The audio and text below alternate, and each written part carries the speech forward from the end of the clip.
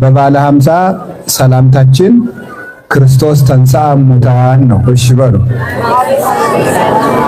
አሰሮ ለሰይጣን ሰላም ኮነ ክርስቶስ ተንሥአ እሙታን አሰሮ ለሰይጣን ሰላም ኮነ። እንኳን አደረሳችሁ። በመካከላችን ተገኝቶ እንዲያስተምረን እንዲመክረን ቅዱስ ፈቃድ ይሁንልን። ዛሬ በእስራኤል ሀገር ሁላችሁ እንደምታውቁት ሻባት ነው አይደለም? ስለዚህ ዛሬ የምንማማረው ስለ ሻባት ነው ማለት ነው።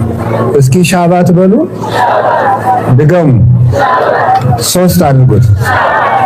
ሻባት ሰንበት ማለት ነው ወደኛ ሲመጣ። የቃሉ ደግሞ መሰረታዊ ፍቺ እረፍት ማለት ነው። ሻባት ማለት በዕብራይስጥ ቋንቋ ወደ ግዕዝ ሲመጣ ሰንበት ይሆናል። ፍቹ እረፍት ማለት ነው። ቃሉ ለመጀመሪያ ጊዜ የምናገኘው ኦሪት ዘፍጥረት ምዕራፍ 2 ቁጥር 3 ላይ የምናገኘው ነው። ዛሬ በአይሁድ ይሄ ነገር መከበር ከጀመረ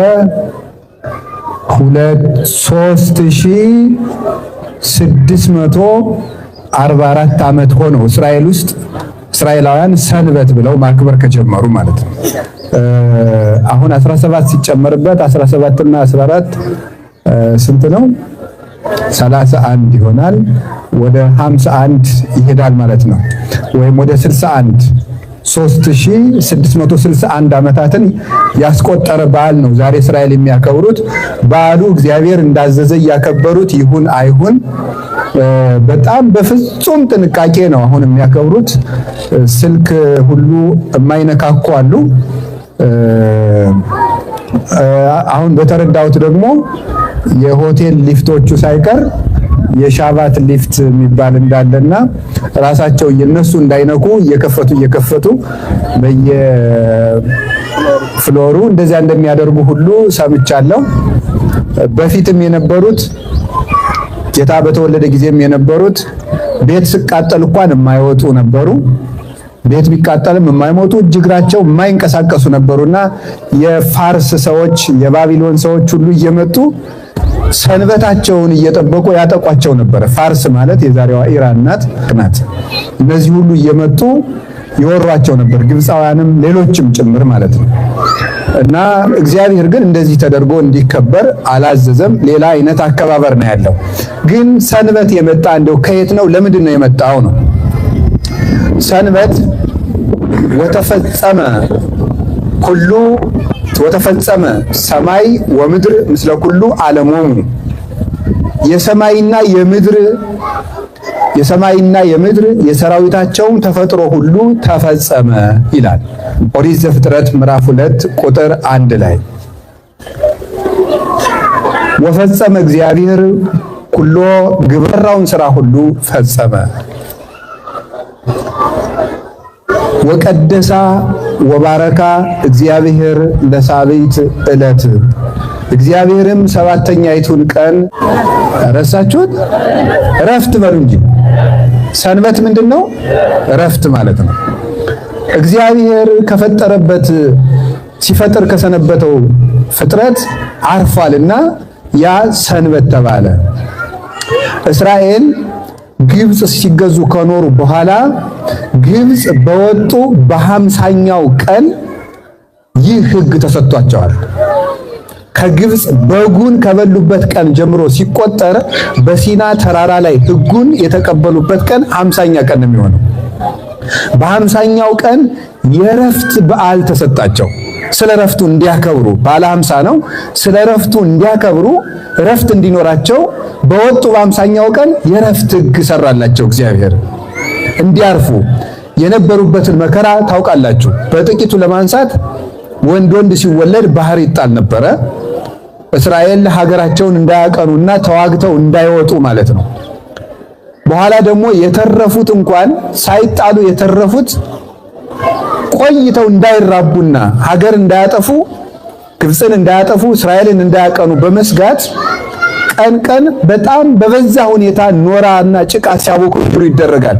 ለምን? ወንዶቹ ሲደክማቸው ሲሰቃዩ ከዋሉ ከሚስቶቻቸው ጋር አንድ መሆን ያቆማሉ። በዚህ ምክንያት የእስራኤል ዘር ይጠፋል ተብሎ ታስቦ ነበረ። ነገር ግን በአምጣነ ይሳቅ ወሙ ይበዝሁ ፈድፋደ ይላል። ባሰቃዩአቸው መጠን ፈጽመው ይበዙ ነበር ይላል። ኦሪት ዘጸአት ምዕራፍ 1 ላይ ስታነቡት ባሰቃያቸው መጠን ፈጽመው ይበዙ ነበር እስራኤል። እግዚአብሔር ከዚያ ባርነት አውጥቶ ረፍታችሁ እኔ ነኝ ሲል ሰባተኛይቱን ቀን ረፍት አድርገው እንዲያከብሯት እግዚአብሔር አዘዛቸው። በሰንበት ዕለት ምን እንዲደረግና አዘዛቸው? ቃለ እግዚአብሔር እንዲነገር፣ በምኩራባቸው ተገኝተው ኦሪት እንዲነበብ። ኦሪት የሚባለው የሙሴ 5ቱ ከዚያ በኋላ ደግሞ ተውራቱ ማለት ነው። ከዚያ ተነስተው 3ቱ አሉ የተጨመሩ 8ቱ ብሔረ ኦሪት የሚባሉ መጽሐፈ ኢያሱ፣ መጽሐፈ መሳፍንት፣ መጽሐፈ ሩት 8ቱ በሐውርተ ኦሪት ይባላሉ። እነዚህ የብሉይ ኪዳን መክብቦች ናቸው ወይም አለቆች መጻሕፍት ናቸው። ስለዚህ እነዚህን ቀዳም ወይም ቅዳሜ በምኩራብ እየተገኙ እንዲያነቡ ሊቀ ካህናቱ እንዲያብራራ እንዲተረጉሙ ስራ ተሰርቶላቸዋል። ስጋዊ ስራ እንዳይሰሩበት። ይሄ ብቻ አይደለም። በዘመኑ አጠራር ባሪያ ወይም ሰራተኛ አድርገው የቀጠሩት ሰው እንኳን ቢሆን በዚህ ዕለት እንዲያርፍ። ያ ብቻ አይደለም። አህዮቻቸው ጭምር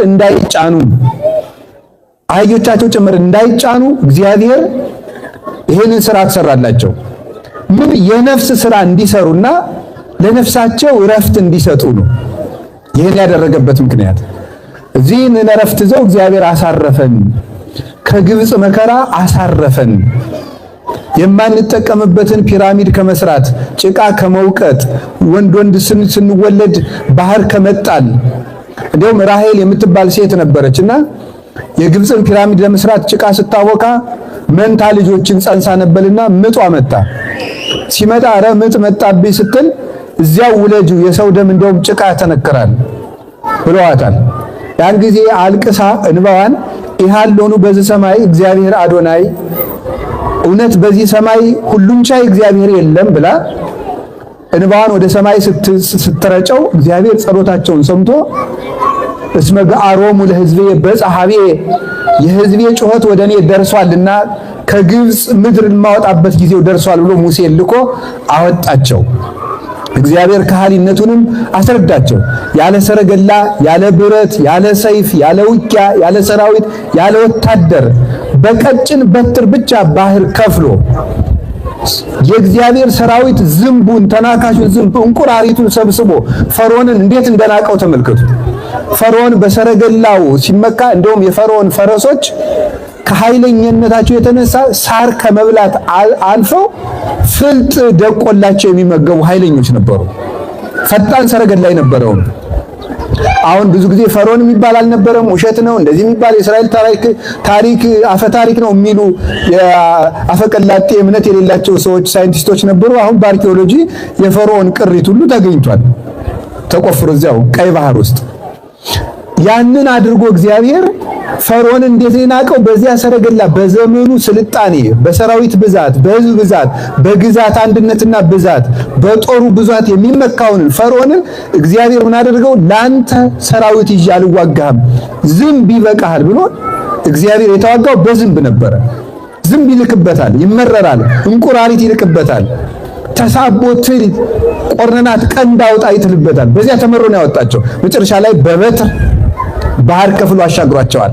ከእንዲህ ያለ አሰቃቂ ባርነት ላወጣን እግዚአብሔር ምስጋና ይግባው እያሉ ሰንበትን እንዲያከብሩ፣ ፈጣሪያቸውን እንዲያስቡ፣ እረፍታችን አንተ ነህ እንዲሉ፣ ሕጉን እንዲያስቡበት እግዚአብሔር መልካም እንዲያደርጉ፣ የታመመ እንዲጠይቁ፣ ለተራበ እንዲመግቡ፣ እርቅ እንዲፈጽሙ፣ ከሰው ጋር ሰላም እንዲያደርጉ ሰንበትን ሰራላቸው።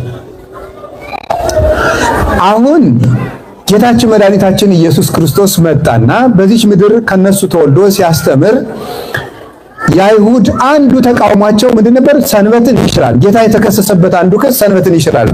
በዚህ ሳምንት በተሰቀለ በሳምንቱ ስላለን ይህን ክስ ማንሳት አለብን። ሰንበትን ይሽራል ነበር አንዱ ክሱ። ጌታ በሰንበት ግን ምንድን ነው ያደረገው? የሚገርመኝ አንድ ነገር ነው። እስኪ እናንተ እዚህ ሀገር ትኖራላችሁ፣ በሰንበት አይሁድ ይበላሉ አይበሉም? ይበላሉ። እና በሰንበት ወዲያ ወዲህ አንልም ነው የሚሉት። ምክንያቱም በኢሳይያስ አድሮ እግዚአብሔር በሰንበት በኤርምያስ አድሮ እጅና እግርህን አታንሳ ይላል። እጅና እግርህን አታንሳ ካለ ስጎርስ እጄ ይነሳል አይነሳም? እንዲህ አይነት ትርጉም የለም። ስጎርስ እጄ ይነሳ ነው። እጄን እንዲያርግ ይለዋልና ታና ይሰከተና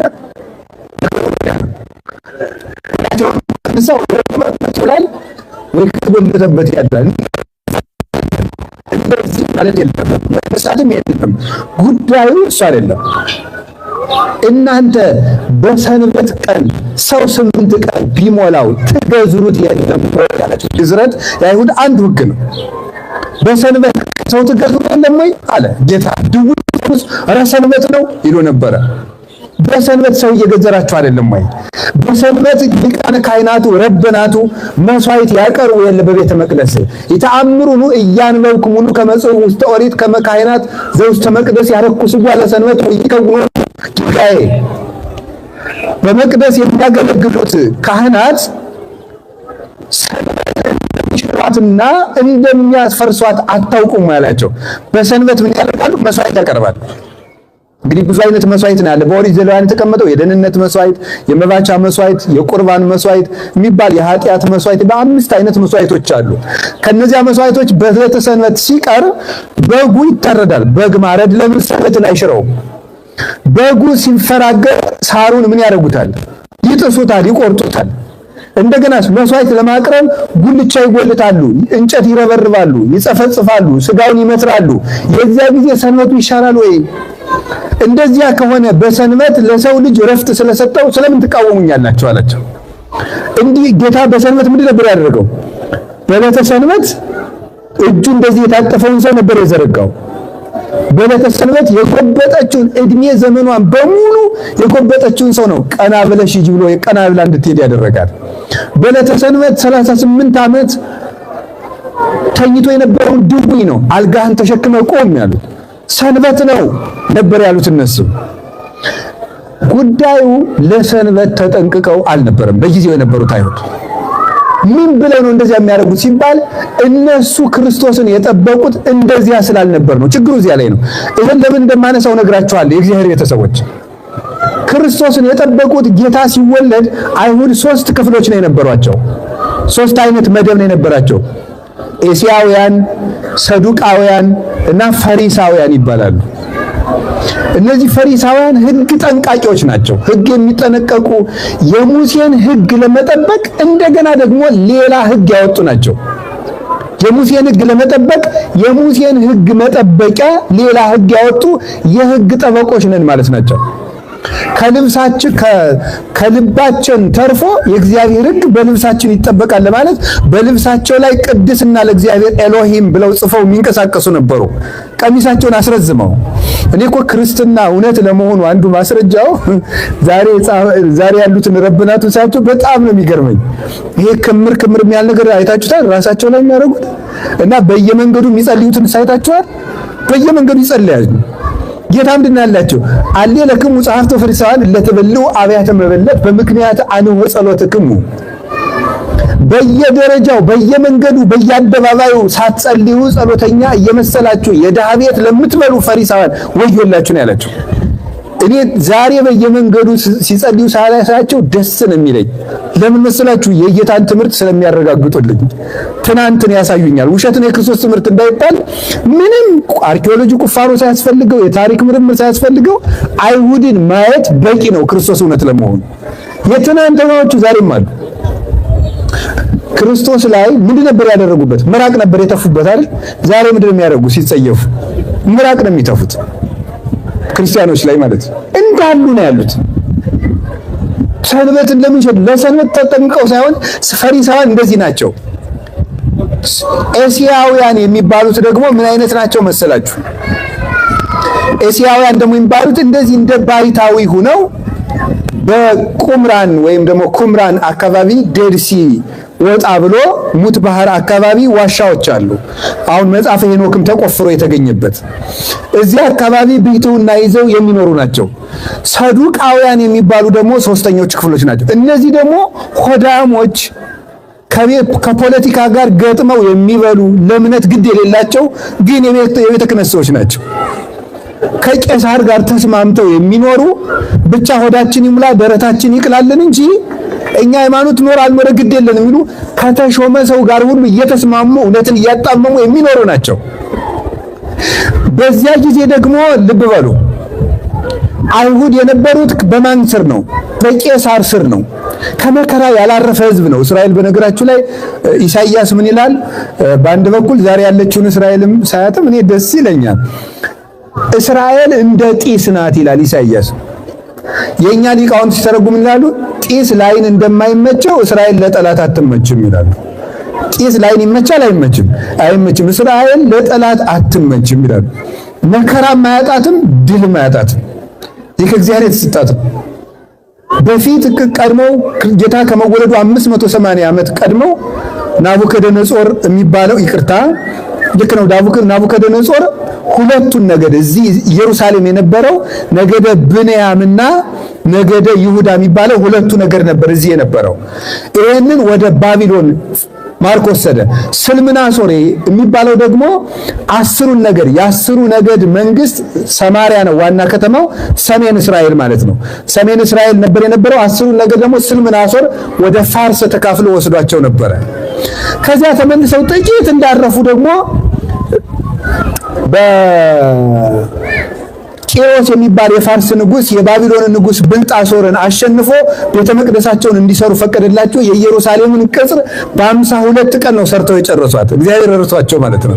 በእርግጥ የዛሬ ጊዜ የነበረችው ኢየሩሳሌም ጠባብ ናት፣ እንደ ዛሬው ሰፊ አይደለችም። 52 ቀን ሰርተው አጠናቀው በሰላም ጥቂት መኖር ሲጀምሩ ግሪካውያን ደግሞ መተው ወረሯቸው። ግሪካውያን መተው ሊቀ ካህናቱ አዛሪያስ ይባል ነበረ ሚስቱን በአደሮ ማር ወይም ደግሞ ዲን ጨምረው አቅልጠው አንተሽትሸው ተኩሰው በጡቶቹ አንጠልጥለው ሰቅለው ልጆቹን አቃጥለው እሱን አሰቃይተው ጠብሰው እስራኤልን ደግሞ እንደገና ማርከው ደግሞ ወደ የተወሰዳቸው ደግሞ ወደ ግሪክ። ጌታ ሊወለድ አካባቢ ደግሞ የመቃቢስ ልጆች ደግሞ ተነስተው 161 ዓመተ ዓለም አካባቢ መጥተው ደግሞ ኢየሩሳሌም ነፃ ወጡ፣ መቅደሱን አደሱ። ወዲያው ጥቂት ሳያርፉ ሮማውያን ተቀበሏቸው። አሁን ጌታ ሲወለድ በሮማውያን ግዛት ስር አይሁድ እየማቀቁ በነበረበት ሰዓት ነው ጌታ የተወለደው። ሲወለድ የአይሁድ ጥያቄ አንድ ነገር ነው። ልብ ብላችሁ ስሙ። መሲሁ ሲወለድ እንደ ዳዊት ያለ መንግስት፣ ጠንካራ መንግስት መስርቶ እስራኤልን ነፃ ሀገር ያደርጋታል። እንደ ዳዊት እንደ ሰሎሞን ጊዜ የምትፈራ ሀገር ያደርጋታል።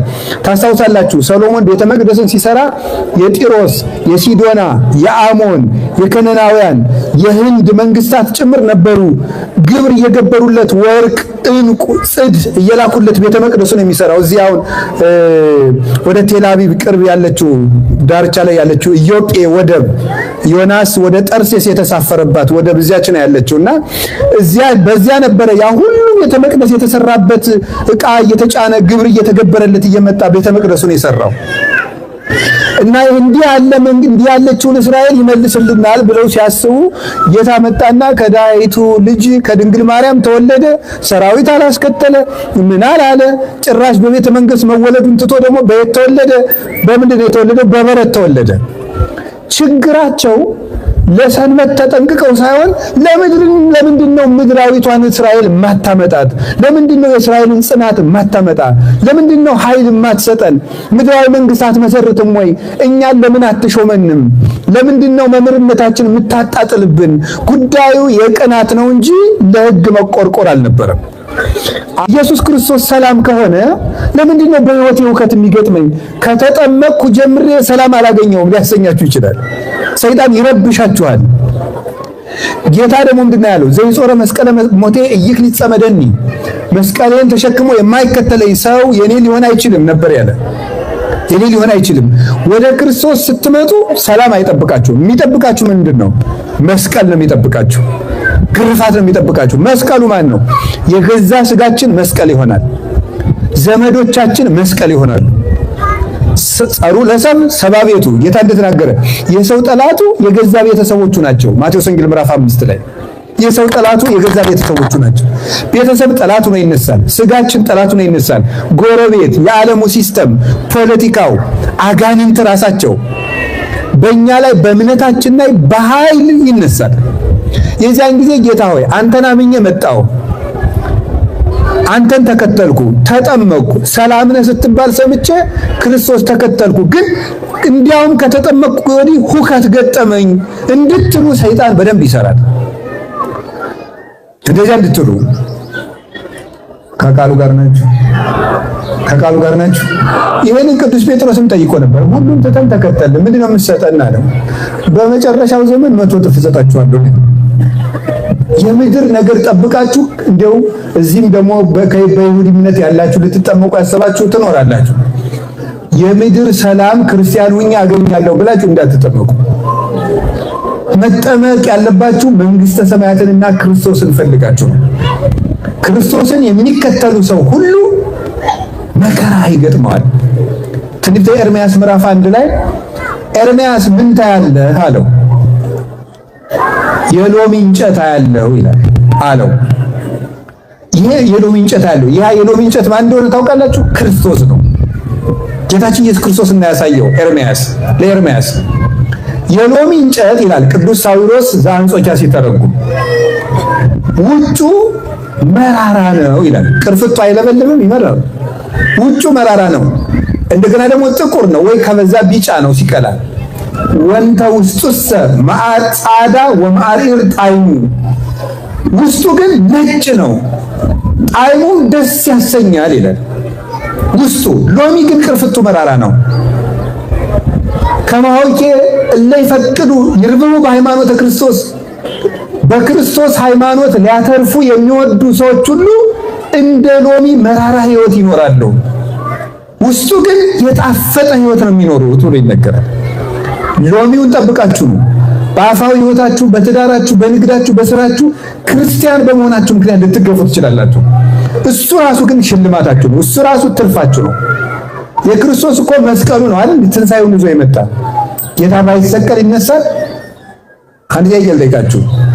ከሐሙስ ማታ ወደ ሐሙስ ሌሊት ስትሄዱ ለትንሳኤው እየራቅን ነው እየቀረብን ነው የምንመጣው? ከዓርብ ጠዋት ወደ ዓርብ 6 ሰዓት ስትሄዱ ለትንሳኤው እየቀረብን ነው እየራቅን ነው? በዚያው ግን መከራው ምን እያለ የሚመጣው? እየጨመረ። መከራ ሲጨምር ትንሳኤ ይጨምራል። ትንሳኤ ሊመጣ ሲል መከራ ይጨምራል። እንደዚህ ነው ክርስትና። ያንን ሊያስተምር ነበር። በሰንበት ይደምልኬ ገቢረ ሰናይ በሰንበት፣ እንግዲያውማ በሰንበት መልካም ማድረግ ይገባል ብሎ የነገራቸው እና እኛም አሁን ያለን ክርስቲያኖች እንደ ፈሪሳውያን ምድራዊ ነገር ስናጣ ማጉረምረም፣ ጌታ ሆይ ወዴት አለ? እንደውም አንዳንዱ ሰው ምን ይገጥመዋል መሰላችሁ? ድሮ ጸሎት ሳይጸልይ ሳለ በጣም ጥሩ ህይወት ነበር የሚኖረው።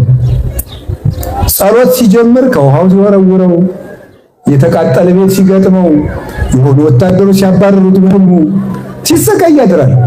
ኦሆ የባስ ተነካክቼ ነው ሁሉ ችግር የደረሰብኝ፣ ጸሎት እንዳቋርጥ እንድል እኮ ነው ሰይጣን እንደዛ የሚያደርገው ማለት ነው። ይገርማል እኮ ሳንጸልይ ደህና የነበርነው ሰዎች መጸለይ ስንጀምር ኩከት ይጀምራል። ድሮ ወደን የነበርነው ሰው ሁሉ ማኩረፍ ይጀምረናል። ለምንድን ነው እንደዚያ የሚሆነው ሲባል የክርስቶስ ህይወት የሎሚ ህይወት ነው። መራራ ህይወትን በጣፋጭነቱ ይዞ መኖር ውስጥ ነው ጣፋጩ ያለ ውስጥ። መንግስተ ሰማያት የተዳፈነች ዕንቁን ትመስላለች ያለ ለዚህ ነበር። እርሻ ውስጥ የተዳፈነ ዕንቁን ግን የምታወጣው ቆፍረ ደክመ ነው። ቅዱስ ዮሐንስ አፈወርቅ ምን ይላል? ወርቅ የሚቆፍር ሰው ሲቆፍር ሆኖ ውሎ የበቆሎ ፍሬ የምታክል ወርቅ ቢያገኝ ቁፋሮውን ይጨምራል ወይስ ያቆማል ብሎ ይጠይቃል። ምን ያደርጋል? ንገሩኝ እንጂ ይጨምራል። ግን ድካም አለው። ግን ወደ ዋናው ወርቅ ልደርስ ነው ይላል። ትንሽ በረከቶችን ካገኘን አሁን ቁፋሮችን መጨመር ነው። ቁፋሮው ጠለቅ ሲል ግን አየር ማግኘታችን እየቀነሰ እየታፈን እየጨነቀን እየጨለመ ይመጣል። ግን ወደ ወርቁ እየቀረብን ነው የምንመጣው። ክርስትና እንደዚያ ነው። ወደ ክርስቶስ ስንቀርብ ጨለማዎቹ መከራዎቹ እየጸኑ ይመጣሉ። መጨረሻ ላይ ግን የጌታ ብርሃን ከኛ ጋር ይሆናል። ያንን ነው ነግራችሁ የፈለኩ። ስለ ሰንበት ላውጋችሁ። ሰንበት በሉ እና አይሁድ ሰንበትን የተቃወሙበት ምክንያት ያ ነው እንጂ እንደ ጌታ እኮ አንድ ቀን ጠይቃቸው፣ ቆይ እናንተ ግን ምን አድርጊያችሁ ነው ግን እንደ ሁልጊዜ የምትቃወሙኝ የምትገሉኝ ድንጋይ የምታነሱ ለምንድን ነው አላቸው። በእንተ ሰናይሰ ግብርከ እንወግረከ፣ ስለ ጥሩ ስራ እኮ አንወግርህም። እንደው ስታበላ እንጀራ ስታበረክት እኮ ጥሩ ነህ፣ እንደው ድውይ ስትፈውስ ጥሩ ነህ። ችግሩ እኛን እየነካካን ነው። እኛን እየነካን ነው፣ ራችን እያወጣብን ነው። ምድራዊ ምቾት ፈልገው ነው እንጂ ስለ ሰንበት ተቆርቁሮ አይደለም። ሰንበትንስ እንደውም ያከበራት ጌታ ነው። በእውነት የአይሁድን ሰንበት ያከበረ ማን ነው? ጌታ ነው። በትክክል ሰንበትን ያከበረ እሱ ነው። ምን አድርጎ? ክርስቶስ ሰንበትን ሻረ አይባልም፣ ሰንበትን አከበረ። እንደውም ምን አድርጎ ነው ያከበረ? ሰንበትን ማክበር እኮ ማለት መልካም ማድረግ ማለት ነው። ምን አደረገ? ሽባውን ተረተረው። ምን አደረገው? ሸክም አቀለለ። ምን አደረገ? ጎባጣ ቀና። ምን አደረገ? ለታወቁት ረፍት ሰጣቸው። ታዲያ ሰንበት ማለት ረፍት ከሆነ ሽባው እንዲህ ተዘርግቶ የሚሰቃየው ሰውዬ ከደዌው ሲያሳርፈው ሰንበት አይደለም? እንደ አቅማዳ ተሰፍታ የነበረችውን ማንም ያለያትን ሰርታ የመብላት ሰው ከደረሰበት የመድረስ ናፍቆት የነበረባትን ሴት ቀና ባይ አንቺ ሴት ሲላት ረፍት ሲሰጣት፣ ሰው ከዋለበት ሲያውላት፣ ሰው ከደረሰበት ሲያደርሳት ረፍት ሲሰጥ፣ ይሄ ነው ሰንበትን ማክበር። ሰንበትን ያከበረ ክርስቶስ ነው።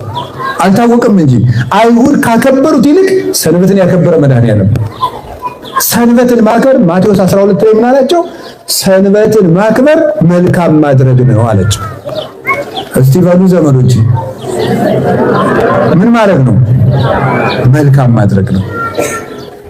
ወደ መሰረታዊ ይሄ እንግዲህ ሰምን የነገርኳችሁ ወደ ወርቁ ልውሰዳችሁ። ሰምና ወርቅ ታውቃላችሁ? እሺ ካወቃችሁ ወደ ሰምና ወርቁ ልውሰድ፣ ወደ ወርቁ ልውሰዳችሁ። አሁን እኛ ራሱ ቀዳሚት ሰንበት እንዳይሁድ አይደለችም እንጂ ለኛም ሰንበት ናት። አይደለም ነው። ለኛ ለኢትዮጵያ ኦርቶዶክስ ተዋሕዶ ክርስቲያን ሰንበታችን ናት። በአይሁድ መንገድ ግን በግ እያረድን አይደለም የምናከብራት። አሁን በጋችን ማን ሆኗል? ጌታችን ኢየሱስ ክርስቶስ ስለሆነ ፍጹም ረፍት፣ እንደውም ትክክለኛ ረፍት የምናከብራት እኛ ነው። በሰንበት ጣይ አንገጥምም፣ በሰንበት ረፍት ነው የምንሰጠው። የተጣላን የምናስታርቀው ለኛ ሰንበት ናት። ሌሎች ግብጾቹ፣ ሌሎቹ አብያተ ክርስቲያናት አርመን፣ ሶሪያ፣ ህንድ አያከብሯትም። ካቶሊኮች፣ ምስራቅ ኦርቶዶክሶች፣ ራሻ፣ ግሪክ፣ ዩጎዝላቪያ አያከብሯትም። እኛ እናከብራለን። እኛ ለምን እናከብረው? መሰረት ያለን ህዝቦች ስለሆነ ብሉይ ኪዳኑን የተቀበልን ህዝቦች እኮ ነን። ኢትዮጵያውያን ልብ ብላችሁ ስሙ፣ ለእስራኤል ባለውለታ ናቸው። ዝርዝር አልነግራችሁም ይሄን። ኢትዮጵያውያን እግዚአብሔር እስራኤልን ሲመክር ምን እንዳለ ታውቃላችሁ? በትንቢተ አሞጽ ላይ እናንተ እስራኤላውያን ለኔ እኮ እናንተ እንደ ኢትዮጵያውያን ናችሁ ነው ያላችሁ። እንደማን ናችሁ ነው ያላችሁ? እንደ ኢትዮጵያውያን። ኢትዮጵያውያን መደበኛ ህዝቦች ነን። እንደው ሀገራችን ከፍ ለማድረግ ወይም ዘር ለመጥቀስ አይደለም። ሲጀመር በነገራችሁ ላይ በዘር መመካት ከፍተኛ የሆነ በሽታ ነው። ጌታ ለምንድን ነው አይሁድን ሁልጊዜ እያሳለፈ የሚሰጣቸው ሲባል ምን ብለው እንደሚያስቡ ልንገራችሁ። የዛሬዎቹ አይሁዶች ያስቡ መረጃ የለኝም። የድሮዎቹ ግን ምን ያስባሉ መሰላችሁ? የእግዚአብሔር ምርጥ ህዝብ እስራኤል ናቸው። ሌላው ይላሉ፣ ተመልከቱ፣ ለእስራኤል መጠቀሚያ የተፈጠረ ነው። ታውቃላችሁ? እንደ ዕቃ ማለት ነው። እንደ ዕቃ ለእስራኤል አገልጋይ ሆኖ የተፈጠረ ነው። ምርጥ ህዝብ እስራኤል ናቸው፣ የእግዚአብሔር የመጀመሪያ ህዝብ። ሌላው እንደ አህያ፣ እንደ ከብት፣ እንደ በቅሎ አገልጋይ ነው። እስራኤልን ሊያገለግል ሊጠቅም የተፈጠረ ነው ብሎ ነው የሚያስቡት የቀድሞዎቹ። ይህን ትዕቢታቸውን ሊያጠፋ እኛ ምርጦቹ ሲሉ ጌታ ከሞዓብ አመጣና የክርስቶስ አያት ራሱ ማን ሆነች? ሩት ማለት ሞዓባዊት ናት። እኛ እኮ የዳዊት ዘሮች ነን ሲሉ ዳዊት የማን ልጅ ነው? ዳዊት የማን ልጅ ነው? የሩት የልጅ ልጅ እኮ ነው። ቦዔዝ ከሩት እሴይን ወለደ፣ እሴይ ዳዊትን ወለደ። ሩት ሞዓባዊት ናት። እኛ እኮ የአብርሃም ዘር ነን ሲሉ አብርሃም ወዴት ነው አገሩ? ሜሶፖታሚያ። ከዚህ ወደ 725 ኪሎ ሜትር የሚርቅ ቦታ። እዚያ እኮ ነው የተወለደው። ስደተኛ ነው። ታዲያ አብርሃም ልጅ ነው የምትል ስደተኛ ነህ። ይሄን ትዕቢታችሁን ተው፣ ሰው አትናቁ። እምቢ ሲሉት ደግሞ እንግዲያማ እናንተም ተሰደዱ ይልና ግብጽ ይልካቸዋል። እንግዲያማ ሂዱ ግሪክ፣ እንግዲያማ ሂዱ ሮም። በዚህ ትዕቢትና በዘረኝነት ምክንያት ይኸው በናዚ ጊዜ 6 ሚሊዮን ህዝብ ነው ያለቀው። መቅደሱ ውስጥ ተቃጥለው የነሱ የታሪክ ጸሐፊ ጆሴፈስ ይባላል። እሱ እንደጻፈው ወይም ዮሴፍ ወልደ ኮሬዮን ማለት ነው። መጽሐፉን ገዝታችሁ ማንበብ ትችላላችሁ፣ እዚሁ አለ። እሱ እንደሚናገረው በዚያ ጊዜ 200 ሚሊዮን ያክል ህዝብ እዚሁ መቅደሱ ውስጥ ብቻ ተቃጥሏል። እዚሁ መቅደሱ ላይ ሙሴ አስቀድሞ እንደተናገረው የንስር ምልክት ይዘው ይማርኳቸዋል እንደተባለ ቀድሞ የንስር ምልክት ያለው ባንዲራ ይዘው ነበር ከዚህ ማርከው የወሰዷቸው። ተፈጽሟል። ይሄ እኛም ሁላችንም ይሄ ዘረኝነት እኛ ኢትዮጵያውያን ብለን ለመመካት ሳይሆን መልካሙን ለመውሰድ ነው። በዘር እንደመመካት ያለ በሽታ ያለ እንዳይመስላችሁ። እግዚአብሔር የሚጠላው ትልቁ በሽታ ዘረኝነት ነው። እነሱ ሁልጊዜ የሚወቅሳቸው ከዚህ ነበር የሚወቅሳቸው። ከባዕድ አይደል ያገባችሁ እናንተ እስከዚህ ተጋብታችሁ ይሄድ ብሎ ይወቅሳቸዋል። እረፍት ግን ሰንበት ግን መልካም ማድረግ ነው። እስቲ ሰንበት በሉ። ሰንበት ማን ነው ማክበር የጀመረው?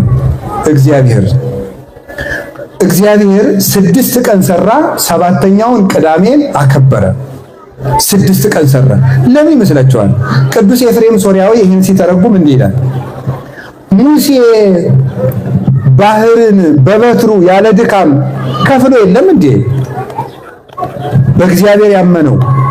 በእግዚአብሔር ያመነው ኢያሱ በቃሉ ብቻ ፀሐይን አቁሞ የለም እንዴ? ሙሴ በቃሉ ብቻ ውሃ አፍልቆ የለም እንዴ? ሙሴ በቃሉ ያን ማድረግ ካልቻለና ሳይደክም ስራ ከሰራ የሙሴ አምላክ ይደክመዋል እንዴ? አይደክመውም። ታዲያ ሙሴ በቃሉ ያለ ድካም ስራ ከሰራ የሙሴ አምላክ እንዴት ይደክማል? ካልደከመ እግዚአብሔር አረፈ ማለት ምን ማለት ነው? እግዚአብሔር አረፈ 7ኛው ቀን ላይ ምን ማለት ይመስላችኋል? መስራት አቆመ ማለትስ ነው? አይደለም። ሰንበት ማለት መስራት ማቆም አይደለም። ይገርማችኋል። እነግራችኋለሁ ምን ማለት እንደሆነ። ሰንበት ማለት መስራት፣ እረፍት ማለት በነገራችሁ ላይ እናንተ ምን ብላችሁ ነው የምትተረጉሙት? አሁን ኢትዮጵያውያን እንሳይ እረፍት ብለው የሚተረጉሙት ነገር በጣም የሚያስቀይ። የዓመት እረፍት ወጣው ይልና ከመንግስት ቢሮም ይሁን ከንግድም ይሁን ከግል ቢሮም ይሁን ይወጣና የዓመት እረፍቱን የሆነ ሱቅ ደጅ ላይ ቁጭ ብሎ ሲያወራ እየዋለ ነው አረፍኩ የሚለው ማለት። እሱ እረፍት አይደለም። ይሄ እረፍት አይደለም። ሄዶ ዝም ብሎ ሲዋኙ ማለት የሆነ ሆቴል ተከራይቶ ምሳ ሲበሉ ከርሞ መምጣት እሱ እረፍት አይደለም። እረፍት ሌላ ነው ዘመዶች፣ እረፍት ሌላ ነው። ምንድነው ታዲያ ነው? እግዚአብሔር ስራ ቆሞ ነው አረፈ የተባለ? አላቆመም። እንደዚያማ እንዳይባል የዮሐንስ ወንጌል ምዕራፍ 5 ቁጥር 17 ላይ ጌታ ምን አለ? አቡዬ እስከ ይዜ ይገብር ዋኔ እገብር ከማሁ፣ አባቴ እስከ ዛሬ ይሰራል እኔም እሰራለሁ። እስኪ በሉ እስከ መቼ ይሰራል ነው ያለው? እኔም ምን አለው? ስለዚህ እግዚአብሔር እስከ መቼ እየሰራ ነው? እስከ ዛሬ እየሰራ ነው። ምን እየሰራ ነው? ይሄው ነፋሳትን እያነፈሰ፣ ይሄው ውቅያኖሱን ደመና ከውቅያኖስ ወርዶ ደመናው ወርዶ ከውቅያኖስ ውሃ ቀርቶ በደመናው መልአክ አማካኝነት ዝናብ ወደ ላይ ወጥቶ በተነጊሜ ረቂቅ ዘያቆሮ ለማያ አርጎም ቀላው ያወርዶም ሰማይ በረቂቅ ጉም ውሃውን ቋጥሮ ወደ ላይ አውጥቶ መጽሐፈ ኢዮብ ላይ እንደተነገረ ይሰጠጥ ደመናው እንዳለ ኢዮብ ደመናው ሳይቀደድበት ይገርማል እኮ ደመና ያን ሁሉ ውሃ ነው። አንዳንድ ጊዜ በአውሮፕላን ሳይቆይ ዝናቡ የት ላይ ነው ያለ አለ። አውሮፕላኑ ሰንጥቆት ያልፋል። ሰንጥቆት ሲያልፍ ውሃ አያፈስም። አይ አባ እንደ ጂኦግራፊ ስላልተማርክ ነው እንዳትሉ፣ እውነታችሁ ነው አልተማርኩም።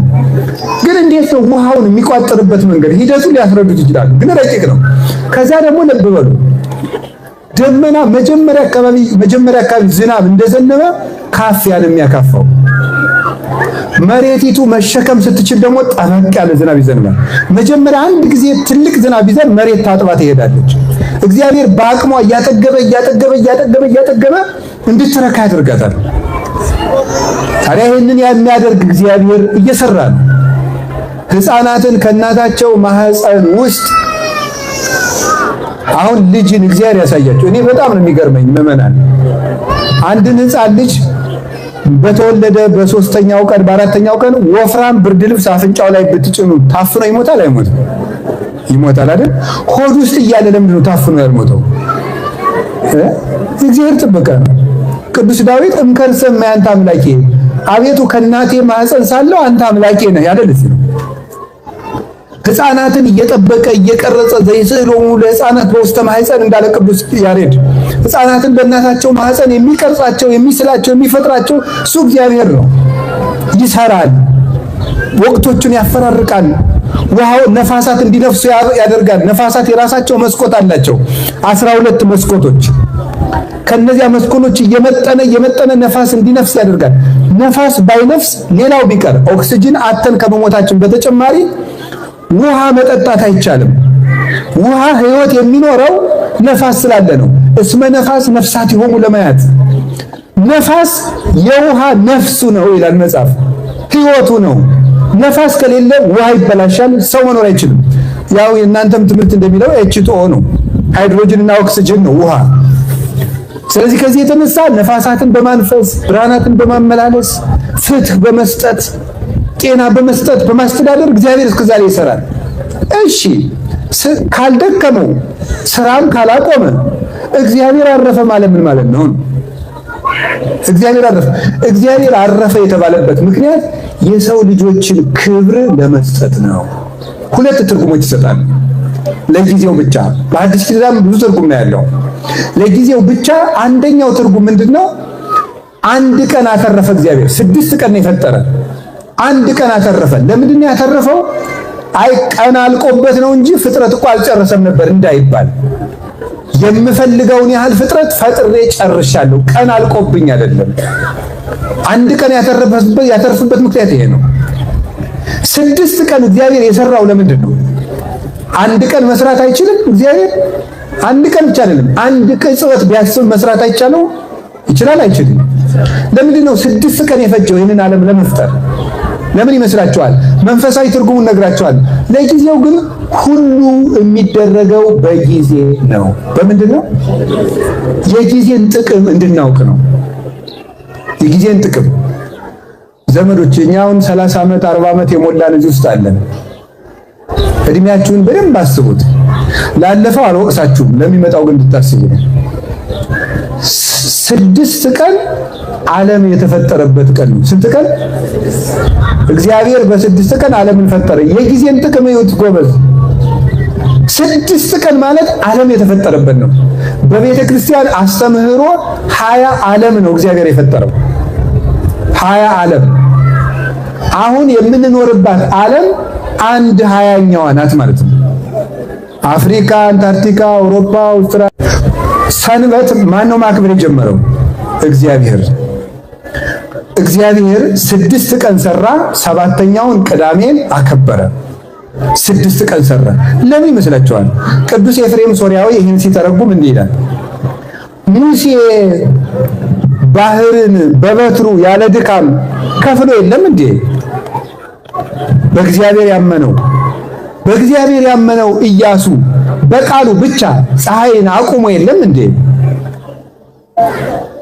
ሙሴ በቃሉ ብቻ ውሃ አፍልቆ የለም እንዴ? ሙሴ በቃሉ ያን ማድረግ ካልቻለና ሳይደክም ስራ ከሰራ የሙሴ አምላክ ይደክመዋል እንዴ? አይደክመውም። ታዲያ ሙሴ በቃሉ ያለ ድካም ስራ ከሰራ የሙሴ አምላክ እንዴት ይደክማል? ካልደከመ እግዚአብሔር አረፈ ማለት ምን ማለት ነው? እግዚአብሔር አረፈ 7ኛው ቀን ላይ ምን ማለት ይመስላችኋል? መስራት አቆመ ማለትስ ነው? አይደለም። ሰንበት ማለት መስራት ማቆም አይደለም። ይገርማችኋል። እነግራችኋለሁ ምን ማለት እንደሆነ። ሰንበት ማለት መስራት፣ እረፍት ማለት በነገራችሁ ላይ እናንተ ምን ብላችሁ ነው የምትተረጉሙት? አሁን ኢትዮጵያውያን እንሳይኔ እረፍት ብለው የሚተረጉሙት ነገር በጣም የሚያስቀይ። የዓመት እረፍት ወጣው ይልና ከመንግስት ቢሮም ይሁን ከንግድም ይሁን ከግል ቢሮም ይሁን ይወጣና የዓመት እረፍቱን የሆነ ሱቅ ደጅ ላይ ቁጭ ብሎ ሲያወራ እየዋለ ነው አረፍኩ የሚለው ማለት። እሱ እረፍት አይደለም።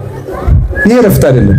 ሄዶ ዝም ብሎ ሲዋኙ ማለት የሆነ ሆቴል ተከራይቶ ምሳ ሲበሉ ከርሞ መምጣት እሱ እረፍት አይደለም። እረፍት ሌላ ነው ዘመዶች፣ እረፍት ሌላ ነው። ምንድነው ታዲያ ነው? እግዚአብሔር ስራ አቁሞ ነው አረፈ የተባለ? አላቆመም። እንደዚያማ እንዳይባል የዮሐንስ ወንጌል ምዕራፍ 5 ቁጥር 17 ላይ ጌታ ምን አለ? አቡየሂ እስከ ይዜ ይገብር ዋኔ እገብር ከማሁ። አባቴ እስከ ዛሬ ይሰራል እኔም እሰራለሁ። እስቲ በሉ እስከ መቼ ይሰራል ነው ያለው? እኔም ምን አለው? ስለዚህ እግዚአብሔር እስከ መቼ እየሰራ ነው? እስከ ዛሬ እየሰራ ነው።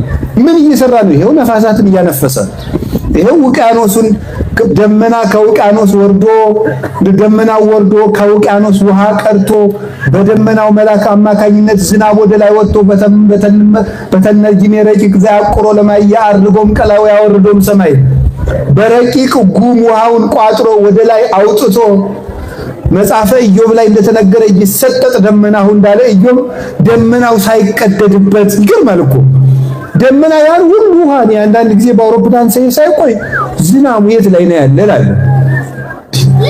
አውሮፕላኑ ሰንጥቆት ያልፋል። ሰንጥቆት ሲያልፍ ውሃ አያፈስም። አይ አባ እንደ ጂኦግራፊ ስላልተማርክ ነው እንዳትሉ፣ እውነታችሁ ነው አልተማርኩም። ግን እንዴት ነው ውሃውን የሚቋጥርበት መንገድ ሂደቱን ሊያስረዱት ይችላሉ። ግን ረቂቅ ነው። ከዛ ደግሞ ልብ በሉ ደመና መጀመሪያ አካባቢ ዝናብ እንደዘነበ ካፊያ ነው የሚያካፋው። መሬቲቱ መሸከም ስትችል ደግሞ ጠበቅ ያለ ዝናብ ይዘንባል። መጀመሪያ አንድ ጊዜ ትልቅ ዝናብ ይዘን መሬት ታጥባ ትሄዳለች። እግዚአብሔር በአቅሟ እያጠገበ እንድትረካ ያደርጋታል። ታዲያ ይህንን የሚያደርግ እግዚአብሔር እየሰራ ነው። ሕፃናትን ከእናታቸው ማህፀን ውስጥ አሁን ልጅን እግዚአብሔር ያሳያቸው። እኔ በጣም ነው የሚገርመኝ ምዕመናን፣ አንድን ሕፃን ልጅ በተወለደ በ3ኛው ቀን በ4ኛው ቀን ወፍራም ብርድ ልብስ አፍንጫው ላይ ብትጭኑ ታፍኖ ይሞታል አይሞትም? ይሞታል አይደል? ሆድ ውስጥ እያለ ለምንድን ነው ታፍኖ ያልሞተው? እግዚአብሔር ጥበቃ ነው። ቅዱስ ዳዊት እምከርሰ ማያንተ አምላኬ፣ አቤቱ ከእናቴ ማህፀን ሳለሁ አንተ አምላኬ ነህ ያደል ሲል ሕፃናትን እየጠበቀ እየቀረጸ ዘይስዕሎሙ ለሕፃናት በውስተ ማህፀን እንዳለ ቅዱስ ያሬድ ሕፃናትን በእናታቸው ማህፀን የሚቀርጻቸው የሚስላቸው የሚፈጥራቸው እሱ እግዚአብሔር ነው። ይሰራል፣ ወቅቶቹን ያፈራርቃል፣ ውሃው ነፋሳት እንዲነፍሱ ያደርጋል። ነፋሳት የራሳቸው መስኮት አላቸው፣ 12 መስኮቶች። ከነዚያ መስኮቶች እየመጠነ ነፋስ እንዲነፍስ ያደርጋል። ነፋስ ባይነፍስ ሌላው ቢቀር ኦክሲጅን አተን ከመሞታችን በተጨማሪ ውሃ መጠጣት አይቻልም።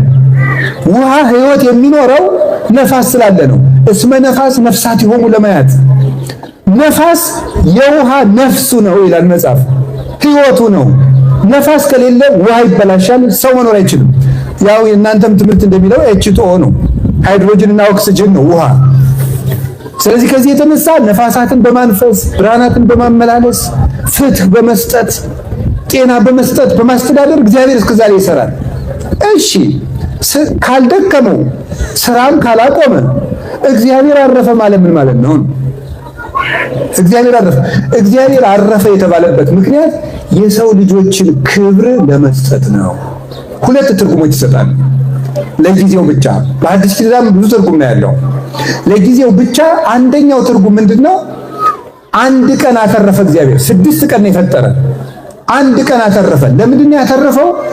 አይ ቀን አልቆበት ነው እንጂ ፍጥረት እኮ አልጨረሰም ነበር እንዳይባል፣ የምፈልገውን ያህል ፍጥረት ፈጥሬ ጨርሻለሁ፣ ቀን አልቆብኝ አይደለም። አንድ ቀን ያተረፈበት ምክንያት ይሄ ነው። 6 ቀን እግዚአብሔር የሰራው ለምንድን ነው? አንድ ቀን መስራት አይችልም እግዚአብሔር? አንድ ቀን ብቻ አይደለም፣ አንድ ቅጽበት ቢያስብ መስራት አይቻለው? ይችላል? አይችልም? ለምንድን ነው 6 ቀን የፈጀው ይህንን ዓለም ለመፍጠር? ለምን ይመስላችኋል? መንፈሳዊ ትርጉሙን ነግራችኋል።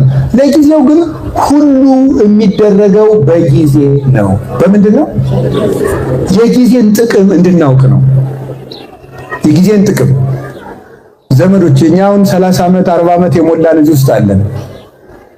እድሜያችሁን በደንብ አስቡት። ላለፈው አልወቅሳችሁም፣ ለሚመጣው ግን እንድታስቡ ነው። 6 ቀን ዓለም የተፈጠረበት ቀን ነው። ስንት ቀን? እግዚአብሔር በ6 ቀን ዓለምን ፈጠረ። የጊዜን ጥቅም ይሁት ጎበዝ።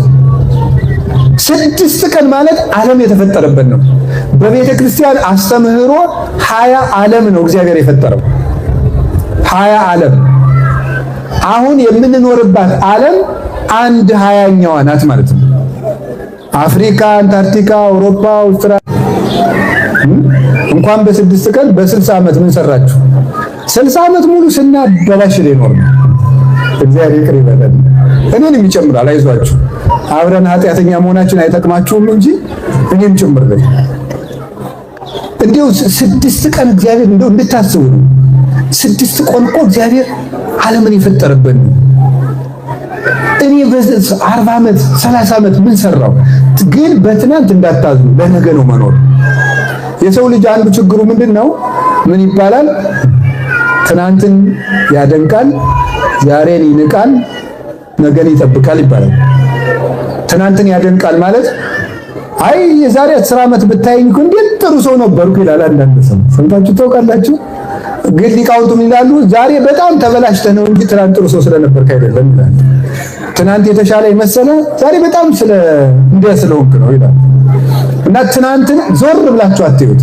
አንዳንድ ጊዜም ደግሞ ሰይጣን ተንኮሉ በንስሐ ያመካኝና የትናንትናውን ኃጢአታችን እያሰብ እኔ እኮ ማረባ ሰው ነኝ፣ እንዲህ ማድረግ አልነበረብኝም፣ እንዲህ ማድረግ ደግሞ ነበረብኝ እንድንልና በዚያ ሐዘን ውስጥ ያዘንን ዛሬን እንድናበላሽ ያደርጋል።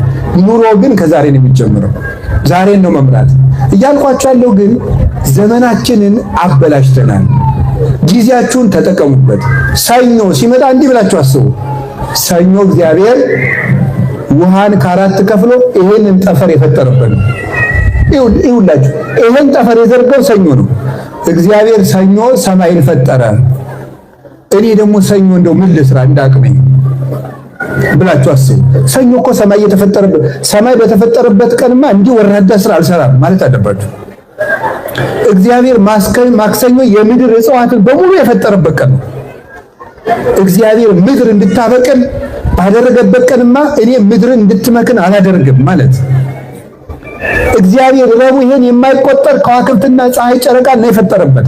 እግዚአብሔር ብርሃን በፈጠረበት ቀንማ እኔ ጨለማ ውስጥ አልውልም ማለት። እግዚአብሔር ሐሙስ በባህር የሚኖሩ እንስሳት አራዊትን፣ አሳውን ሁሉ፣ ጉማሬውን፣ አሳንበሪውን፣ አዞውን ሁሉን የባህር ውስጥ ሰራዊትን በሙሉ የፈጠረበት ቀን ነው። እንግዲህ በዚህ ቀንማ ይሄ ሙት ባህርን ታውቁታላችሁ? እስኪ የምታውቁት እጃችሁን አውጡ። ሙት ባህርን የምታውቁት እግዚአብሔር ይስጥልኝ። ታውቁታላችሁ አይደል? እና ሙት ባህር በጣም ነው የሚገርመኝ። በጣም ብዙ ትርጉም ያለው ባህር ነው። ሙት ባህር ከተባለበት ምክንያት አንዱ ምን ይመስላችኋል? ምን ይመስላችኋል? ምንም ህይወት ያለው ነገር በውስጡ አያኖርም። እና ታዲያ እኛ ምንም ህይወት ከሌለን፣ ህይወት የሚሆን ነገር በውስጣችን ከሌለ እኛ ምንድን ነን ማለት ነው? ሙት ባህር ነን ማለት ነው። የዚያ ምሳሌዎች ናቸው። በነገራችሁ ላይ ምንም የክርስቶስ ህይወት በውስጣቸው የሌለባቸው ሰዎች ሙት ባህር ይባላሉ። ዮርዳኖስ ጉዞውን የሚጨርሰው የት ሲደርስ ነው? ሙት ባህር ውስጥ ነው። የተጠመቁ ሰዎች የሚጠፉት በዚህ ዓለም በሞተ ተግባር ነው። ዮርዳኖስ የምን ምሳሌ ስለሆነ ነው? የጥምቀት ነው። ዮርዳኖስ እዛ ሙት ባህር ሲገባ ጉዞ ይጠናቀቃል። ክርስቲያኖች ተጠምቀው ሲያበቃ ወደ ሞተው ዓለም ሲገቡ ህይወታቸው ይጠናቀቃል፣ ይበላሻል፣ ይሞታሉ እንደሱ። እና እግዚአብሔር ህይወት ባህር እንኳን ህይወት በሰጠችበት ቀን እኔ ወደዚህ ዓለም ባህር አልገባም ማለት ነው። ዓርብ እግዚአብሔር ሰው ፈጠረ። ምን ፈጠረ? ሰው ፈጠረ። እግዚአብሔር ዓርብ ፈጠረ። እናንተም እስቲ ዓርብ ሰው ፍጠሩ። ሰው ፍጠሩ ማለት ምን ማለት ነው? ዓርብ እግዚአብሔር ዓርብ ሰው ፈጥሯል። እኔም እስቲ ሰው ልፍጠር፣ ሰው ልገንባ በሉ እስቲ። ዓርብ ሲመጣ ቢያንስ ዓርብ ቀን ልጆቻችሁን የምትገነቡበት ቀን አድርጉት፣ የምትመክሩበት፣ የምታነቡበት። ልጅን ማብላት ብቻ ማሳደግ እንዳይመስላችሁ። ልጅን ማብላት በሬ እንደማድለብ ነው። ማስተማር ግን ህይወት መስጠት ነው። አርአያ መሆን። 1000 ጊዜ ከመምከር አንድ ነገር ማሳየት ለህፃናት ይበቃቸዋል። አንዳንድ ሰው አለ አይደለም፣ እሱ ቢራ እየጠጣ ለልጆቹ ይሄን ልጅ አይጠጣውም ይለዋል። እንዴ ልጁ ምን እያሰበ ነው የሚያደርግ? እንደተጨቆነ ነው የሚያስበው። እስከ መቼ አድጌ እንዳባዬ ቢራ ጠጥቼ ነው የሚለው። ለልጅ ለገል የሚባል ነገር የለም። ራስ አቁመ ማሳየት ነው። ሰው እንፍጠር አሉ አብ ወልድ መንፈስ ቅዱስ። እንዲሁ የሶቅራጥስን ያህል እንኳን መሆን ጥሩ ነው። በፍልስፍናውም አለመጠን ሶቅራጥስ አንድ ቀን የግሪክ ውስጥ አዲስ ነገር መናገሪያ የሚባል አደባባይ አለ። አሬዎስፋጎስ ይባላል። ማንም ሰው አዲስ ነገር ሲኖረው ሄዶ የሚያወራበት ነው። እና ሶቅራጥስ ሄዶ ቁጭ አለ እዚያ። ህዝቡ በሙሉ አዲስ ነገር ሶቅራጥስ ሊነግረን ነው ሲሉ ዝም። 3 ሰዓት ላይም ዝም፣ 6 ሰዓት ላይም ዝም፣ 9 ሰዓት አይ ምሳ በልተን እንምጣ ብለው ሲመጡም ዝም ተመልሰው። እስኪን ጠብቀው ነው እስከ ማታ ቢጠብቁት ዝም። ሌሎቹ ቤታቸው ሌሎች ጉዱን ሳናይማ እንሄድም ብለው አብረው አደሩ። ሲነጋ አለ ምን እያረክ ነበር ሲሉት እያሰብኩ ሰው እና ምንድነው እሱ ያስተማራቸውስ አስቡ ነው። ይገርማል እኮ 24 ሰዓት አስቤ አንድ ጊዜ እናገራለሁ። የዚህ ዘመን ሰው ደግሞ 24 ሰዓት ያወራል አንድ ጊዜ የማያስብ። የእውነቴን ነው። ይቅር በሉኝ። መጠቅለል የሚባል ጀነራላይዜሽን የሚባል ነገር አለ። ሎጂኩን እዚያው ጣሉት። እንዴ ሁላችን አጨፍጭፈን የምናስብም አለን ትላላችሁ ብዬ ነው። እሺ የምታስቡትን አያጠቃልለው የማናስበው እና ያልኩ አስቡ። እንደው ስለ እግዚአብሔር አስቡ። እውነቴን ነው። ነገን አስቡ። ትናንትን አስታውሱት። ታሪክ ወቁ። ምንድን ነበርን ብላችሁ አስቡ። ኢትዮጵያውያን ምንድን ነበር? አብዛኞቹ አሁን የኢትዮጵያ ኦርቶዶክስ ተዋሕዶ ቤተክርስቲያን የኢየሩሳሌም ይዞታዎች የተነጠቁት በምን ይመስላችኋል? ማሰብ ባቆምንበት በዘመነ መሳፍንት ነው። ዘመነ መሳፍንት ላይ በደንብ አድርገው ይሰሩብን ነበረ። እገሌው አልላችሁ። ለኛ ሀገር እንትን መሳፍንትና መኳንንት ጎጃም ሄደው ለጎጃሙ ንጉስ አንተ ተነግሳለህ፣ ጦር መሳሪያ እንረዳሃለን። ጎንደር ይዘው እንደዛ፣ ትግራይ ይዘው እንደዛ፣ ኤርትራ ሄደው ሐማሴን ሄዱና እንዲህ እንረዳሃለን፣ እዚህ መጥተው እንደዚህ፣ ሸዋ ሄደው እንዲህ እያሉ ለኛ የቤት ስራ ይሰጡናል፣ እርስ በርስ ያባሉናል፣ እዚህ ቤተክርስቲያናችንን ይወርሳሉ። የተነጠቅነው ይመስላችኋል? በእኛ መንጫጫት፣ በእኛ አለመስማማት፣ ለነገ አለማሰባችን፣ ትንንሽ ነገሮችን ንቀን ለትልቅ ነገር መኖር በማቆባችን ምክንያት እጃችን ላይ ያለውን ነገር እያጣነው ነው። እና መስማማት፣ ማቀድ፣ አንድ መሆን፣ ወሬን መቀነስ ለኛ ይገባናል። ሰውን እንፍጠር። እስኪ ሰውን እንፍጠር በሉ። ምን አላችሁኝ? ሰው ፍጠሩ። ደግሞ እስራኤል ተቀምጣችሁ እስራኤላውያን አንድ መመሪያ ያላቸው አሁን ያሉት 1948 አካባቢ ወዲህ ያሉት እስራኤላውያን አንድ መመሪያ ያላቸው ለመኖር ጥራት የሚባል ነው። እስኪ ለመኖር ጥራት በሉ። ምን ማለት ነው? ሐኪም ከሆነ የመጨረሻው ጥሩ ሐኪም አይሁዳዊ መሆን አለበት ብለው ነው የሚያምኑት። ሀብታም ከሆነ የመጨረሻው ጥሩ ሀብታም ማን መሆን አለበት? አይሁዳዊ መሆን አለበት። እስራኤል እንደ እስራኤል ለመቀጠል የህይወት ጥራት ሊኖረን ይገባል። ትምህርቱንም የመጨረሻውን መውሰድ አለብን። ሌላውን አላውቅም። ስለዚህ አሁን የምነግራችሁ ምንድነው? ጥራት ሊኖረን ይገባል። ለነገ አስቡ። ሀገራቸውን እንዴት እንደሚወዱ ተመልከቱ። እዚህ እናንተም ደግሞ አስቡ። ለዚች ሀገርም ማሰብ ይገባል። እስራኤልም እንዲቀጥሉ መጸለይ ያለብን። የእውነት እስራኤል ካልቀጠሉ ቅርሶቹም አይቀጥሉ። አብያተ ክርስቲያናቱ የምንሳለማቸው ቅዱሳት መካናትም አይቀጥሉ። አብረን ነው መጸለይ ያለብን ለሀገራችንም ጭምር። ሰው መጸየፍ የለብንም። እግዚአብሔር በሚያውቁ እኛንም ከባዶነት ተቀብሎናልና ከቃሉ ጋር ናችሁ። እንዲህ አድርጎ እግዚአብሔር በስድስተኛው ቀን የፍጥረት ጉልላታ የሆነውን አዳምን ሰራ። ሊቃውንት በምን ይተረጉሙታል? ቤተ መንግስትን አዘጋጅቶ ንጉሱን በኋላ አምጥቶ እንደማስቀመጥ ይችን ዓለም ለአዳም ቤተ መንግስት አድርጎ ፈጥሮ ንጉሱን አዳምን ንግስቲቱን ሔዋንን በኋላ አምጥቶ ሾማቸው ይላል። ሰውን መጀመሪያ ያልፈጠረበት ለዚህ ነው። ድግስ ደግሶ ወዳጅን ጠርቶ ናብላልኝ ጠጣልኝ እንደማለት እግዚአብሔር 6 ቀን የደገሰለት ብቸኛው ፍጡር ማን ነው? ሰው። በዚህ ክብር ሊሰማችሁ ይገባል። ዘመድ ወንድም እህት ባይኖራችሁ እኔ እኮ እግዚአብሔር 6 ቀን የደገሰልኝ ፍጡር ነኝ ማለት አለባችሁ። የእውነቴን ነው። እግዚአብሔር ሲሰራልን ነፋስ የተፈጠረ ለማን ነው? ለሰው። ፀሐይ የተፈጠረ ለማን ነው? ለሰው። ጨረቃ የተፈጠረ ለማን ነው? ለሰው። ፍጥረታት በሙሉ ለኛ ነው የተፈጠሩት። መላእክት የተፈጠሩት ማን እንዲጠብቁ ነው? ሰውን ነው። ማንኛውም ግለሰብ ያመነ ይሁን ያላመነ 2 ጠባቂ መልአክ እንደሚሾምለት ታውቃላችሁ? እናንተ የምታደንቁት ግን 2 ጋርድ ያስከተለ ባለስልጣን ስታዩ ግርማ ገሌ ጋርድ አለው ትላለህ። እናንተም እኮ አላችሁ። ለዚያው የማይክድ ጋርድ ነው።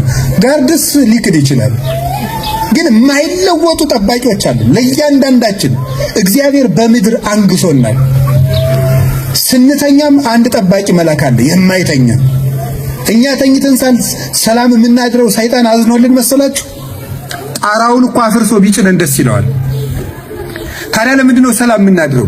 የማይተኛ መልአክ እግዚአብሔር እዚያ ስላስቀመጠልን የማይተኛው አምላካችን በዋልንበት ውለን የምንገባው ጠባቂ መልአክ ስላለን ነው። ሰው ንጉሥ ነው። ሶስተኛው ምን ያሉ ሊቃውንት ቤት ሰርቶ ጉልላቱ መጨረሻ ላይ እንደሚያስቀምጡት ይሄንን ዓለም ፈጥሮ እግዚአብሔር የፍጥረት ጉልላት የሆነውን ሰውን መጨረሻ ፈጠረው ይላል። ሰው ልዩ ፍጥረት ነው። ንገራችሁ ልዩ ፍጥረትነቱን ከምናደንቅበት አንዱና ከምንረዳው ሴቶች ሲወልዱ ነው። የሚገርመኝ ሴቶች ሲወልዱ በጣም ምጥ፣ በጣም ጥልቅ ስቃይ ነው።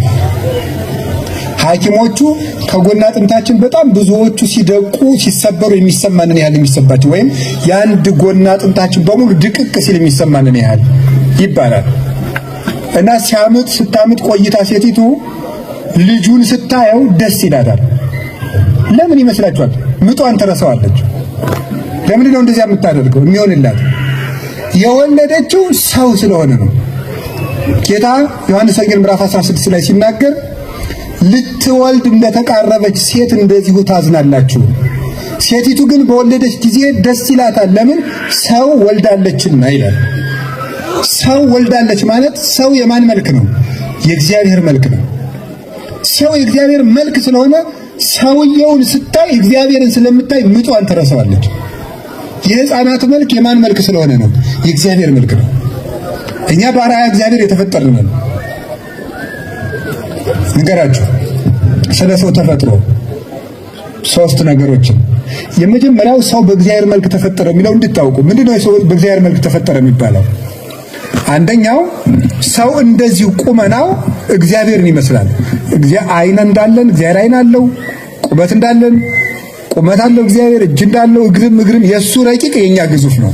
አንደኛው በቅርጻችን እግዚአብሔርን እንመስላለን ሰዎች ብቻ። ሁለተኛ በነፍስና በስጋችን። ከዚያ ፊት አንድ ነገር ልንገራችሁ። በቅርጻችን አለ።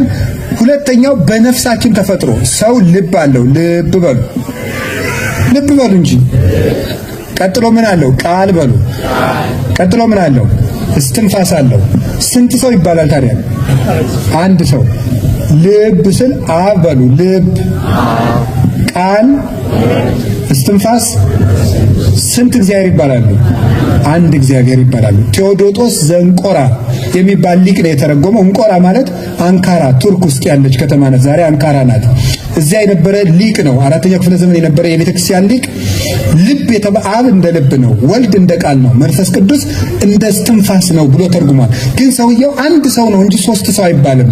እኛ ሥላሴም ሶስት አካላት ቢኖራቸው አንድ አምላክ ናቸው ይላል። ስለዚህ ሰው እግዚአብሔርን ይመስላል የተባለው በአሳቢነቱ በእውነት ተናጋሪነቱና እስትንፋስ ማለት ሕያው ስራ በመስራቱ ነው። ሰው እግዚአብሔርን ይመስላል ማለት። ሶስተኛስ እግዚአብሔርን የምንመስለው ለምንድን ነው? ሰው ነፍስና ስጋ ነው። እስኪ ነፍስና ስጋ በሉ። ምን አላችሁኝ? ግን ስንት ሰው ነው? አሁን ስንት ሰው ነው? ስለዚህ አባ መጣ ነው የምትሉ እንጂ አባ መጣ ነው እንጂ የምትሉት ነፍስና ስጋ መጡ ትላላችሁ። አንድ ሰው ብላችሁ ትጠሩኛላችሁ። ግን ምን አለኝ? ነፍስና ምን ስጋ አለ። ግን ስንት ነኝ? ሰውየው አንድ። ክርስቶስ አምላክ ነው። አምላክ በሉ። ሰው ነው። ስንት ነው ግን? አንድ ነው። የነፍስና የስጋችን ተዋህዶ። እስኪ አንድ ጥያቄ ልጠይቃችሁ። አንድ ሰው ኃጢአት ቢሰራ ነፍሱ ነው ስጋው ነው የሚሰራው? ለምሳሌ እኔ ከአንድ ሰው ቤት ቂጣ ሰርቄ ብበላ ባያርገውና ነፍሴ ናት ስጋዬ ነው የሰረቀችው? ነፍስ ስጋው ነው አይደል? ሁለቱ የታል? ነፍስ ትበላለች? ነፍስ ትበላለች? አትበላም። ስለዚህ ማን ነው የሰረቀው? ነፍስ። እሺ ነፍስ ትሰግዳለች? ትሰግዳለች ነፍስ? እሺ ተውት። ነፍስ ታለቅሳለች? ነፍስ ታለቅሳለች? እንባ አላት? አላት? የላትም? የላትም ነፍስ። ስለዚህ ተደሙተም የሚያለቅሱ ሰዎች ብፁዓን ናቸው ይላል። ነፍስ አታለቅስም። የሚያለቅሱ ደግሞ ብፁዓን ናቸው፣ መንግስተ ሰማያት ይወርሳሉ። ነፍስ ካላለቀሰች ያለቀሰ ሰው ነፍስ ለምን ገነት ትገባለች? ምክንያቱም ያልዘራችውን ማጨድ የለባትም። ሳታለቅስ እንዴት ትወርሳለች? ስለዚህ ስጋን የሚያለቅስ ማለት ነው ነፍስ ታለቅሳለች። ተውት፣ አላምታታችሁ በቃሽ። አይ የሚሰርቀው አንድ ሰውዬ ነው። ለምሳሌ ዳቦ ሲበላ ሰውየው ሰርቆ ሲበላ ዳቦውን የሚያነሳው ማን ነው? አቤት ሲጣፍጥ የምትለው ማን ነው? ነፍስ ናት። ምክንያቱም ሰውየው ከሞተ በኋላውን ጣዕም ያውቃል። ለሞተው ሰውዬ ሽቱ ብትረጩት ያሸተዋል? አያሸተውም። ስለዚህ ተግባሩን ስጋ እየሰራው ጣዕሙን ደግሞ ማን ነው የምትወስደው? ነፍስ ትወስደዋለች። ስለዚህ አንድ ላይ ነው የሰራው። ግን ደግሞ ስጋ ወደ ነፍስነት ተለውጧል? አልተለወጠም። ነፍስም ወደ ስጋነት አልተለወጠም። ሁለት ግን ደግሞ አይደለም። መለኮት ወደ ስጋነት አልተለወጠም። ስጋ ወደ መለኮትነት አልተለወጠም። ክርስቶስ አንድ አካል አንድ ባህሪ ተዋህዶ ማለት ነው። ከካቶሊኮች የተለየ ነው። በዚህ 451 ዓመተ ምህረት ላይ አንድ አካል አንድ ባህሪ ነው። ሞኖ አይደለንም፣ ሚያንን ሞኖፌሳይትስ ዲያፌሳይትስ እና ሚያፌሳይትስ ይባላሉ። ሶስት ሞኖ ማለት ምን ማለት ነው? ይሄ ማለት ወደና ቀረብ ለማድረግ ያክል ሲንግል ዋን፣ ዱዋል ዋን፣ ዩናይትድ ዋን ማለት ነው። ሲንግል ሞኖ ሲንግል ነው፣ ነጠላ ተዋህዶ የሌለው ሌላ አካል የሌለው ነው፣ ብቻውን የቆመ ነው። ዱዋል የሆነው ደግሞ ከአንዱ ጋር ወይ ተደርቦ ወይ ተጠግቶ ወይ ተቀላቅሎ የሆነ ነው። ሚያ ማለት ግን ዩናይትድ ነው፣ የተዋሃደ ነው። ሁለት አይደለም፣ ነጠላም አይደለም። ታዲያ ምንድን ነው ሲባል አንድ የተዋሃደ ነው። እንደ ነፍስና እንደ ስጋ፣ እንደ ብረትና እንደ እሳት፣ እንደ ጋለው ብረት እንደዚያ ነው ያተዋሃደው የሚባለው እሱ ነው። ስለዚህ ሰው በእግዚአብሔር አምሳል ተፈጠረ ማለት ሰው በሆነው በእግዚአብሔር ወልድ አምሳል ተፈጠረ ማለት ነው። ሰው በሆነው በእግዚአብሔር ወልድ አምሳል ተፈጠረ ማለት ነው ፍቹ። ለክርስቶስ አምሳል ሆነን የተፈጠርነው ለሶስትነታቸው አምሳል ነን። መልሰን ደግሞ ለክርስቶስ ተዋህዶ አምሳል ነን። ሶስተኛው ለመሰቀሉ አምሳል ሆነን የተፈጠርነው አራያ ሆነን። ይኸው እንደዚህ ተዘረጋ ምንድን ነው መስቀል? ይኸው መስቀል ሰው በመስቀል እንዲድን ታስቦ የተፈጠረ ነው። ሰው እንዲስት ወልደ እግዚአብሔር ተሰቅሎ እንዲያድነው ታስቦ የተፈጠረ ነው። የሰው ልጅ እንዲህ ያለ ክቡር ፍጥረት ነው። የእግዚአብሔር መልክ የተሰጠው ፍጥረት ነው። ስለዚህ እግዚአብሔር ምን አርጎ አረፈ ስትሉ ሰው ፈጥሮ አረፈ። እስኪ ሰው ፈጥሮ አረፈ ወይ? የእግዚአብሔር የመጨረሻ የሥራ ማረፊያው ማን ነው? ሰው። የመጨረሻ የሥራ ማረፊያ እረፍት ያደረገበት ምክንያት ሰው ሲገኝ ሰው በቃኝ የሚያስብ አንድ ዕቃ ስንፈልግ አይደለም ሲያቀርቡልን እና የፈለግነውን ዕቃ ስናገኝ በቃ ይሄን ነበር ስፈልግ የነበረው እንደሚባለው የሰው ልጅ በቂ ፍጡር ነው፣ ሙሉ ፍጡር ነው። እግዚአብሔር የሚደሰትበት የመጨረሻው ፍጡር ነው። ማን? ሰው። እገሌ የሌለው ሰው። በአጠቃላይ ሰው እንዲህ ያለ ክብር አለው። ሰንበት ስለዚህ የተሰራው ማን ነው? ለሰው ነው። ታዲያ እግዚአብሔር አረፈ መባሉ ለምንድን ነው ሲባል እግዚአብሔር የሚበቃው ሰው ሲያገኝ ነው። ለእግዚአብሔር ጥላ ከምንሰጠው፣ መቋሚያ ከምንሰጠው፣ ጥንግ ድርብ ከምንሰጠው፣ ቤት ከምንሰራለት፣ ትልልቅ ሕንፃዎችን ከምንሰራለት ይልቅ ሰው ስንሰጠው ደስ ይለዋል እግዚአብሔር። ሰው ስንሆንለት ደስ ይለዋል። ሰውነታችን ነው የሚፈልገው እግዚአብሔር። ሰማይማ ሰርቷል፣ አዳራሽማ ሰርቶ ነበር። እግዚአብሔር የፈለገው ሰው ነበረ። እግዚአብሔር ደስ እንዲለው ከፈለጋችሁ ሰው እንስራ። እኔ እውነቴን ነው የምነግራችሁ። አሁንም ሰው ስሩ፣ ሰውነታችን እንስራው፣ እግዚአብሔር እናስመስለው። የመጨረሻው እግዚአብሔርን መምሰል የምትባለው ቅድስና ናት። ቅድስና ወይም ደግሞ ሱታፊ አምላክ በግሪኩ ቴዎሲስ ይሉታል። እግዚአብሔርን ወደ መምሰል መነጠቅ፣ መሰወር። ሰው ሲበቃ ከዚያ በኋላ ከተፈጥሮ ሕግ በላይ መሆን ይጀምራል። የመሬት ስበትን ተቃውሞ በህዋው ላይ መራመድ ይጀምራል። በባህሩ ላይ መራመድ ይጀምራል። በጠባብ ቤት ሊገባ ይችላል። በክርስቶስ ስዋሬ ማለት ነው። በተዘጋ ቤት ይገባል። ይሄንን ክብር የምናገኝበት የዘላለም ሕይወት የምንወርስበት ሰውነታችን ነው። ስለዚህ የሰው ረፍቱ ምንድነው ካላችሁኝ ሰው መሆን ነው ማለት ነው። እስኪ የሰው ረፍቱ በሉ እግዚአብሔር ምን ሆኖ አረፈ? ምን አሉ አረፈ? እኛስ የምናርፈው ምን ስንሆን ነው? ሰው ስንሆን በሉ ንገሩኝ። ረፍት ትፈልጋላችሁ? እንደው ሀገራችን ኢትዮጵያ እንድታርፍ ትፈልጋላችሁ? ሰው ሁኑ። ሰው ስንሆን እናርፋለን።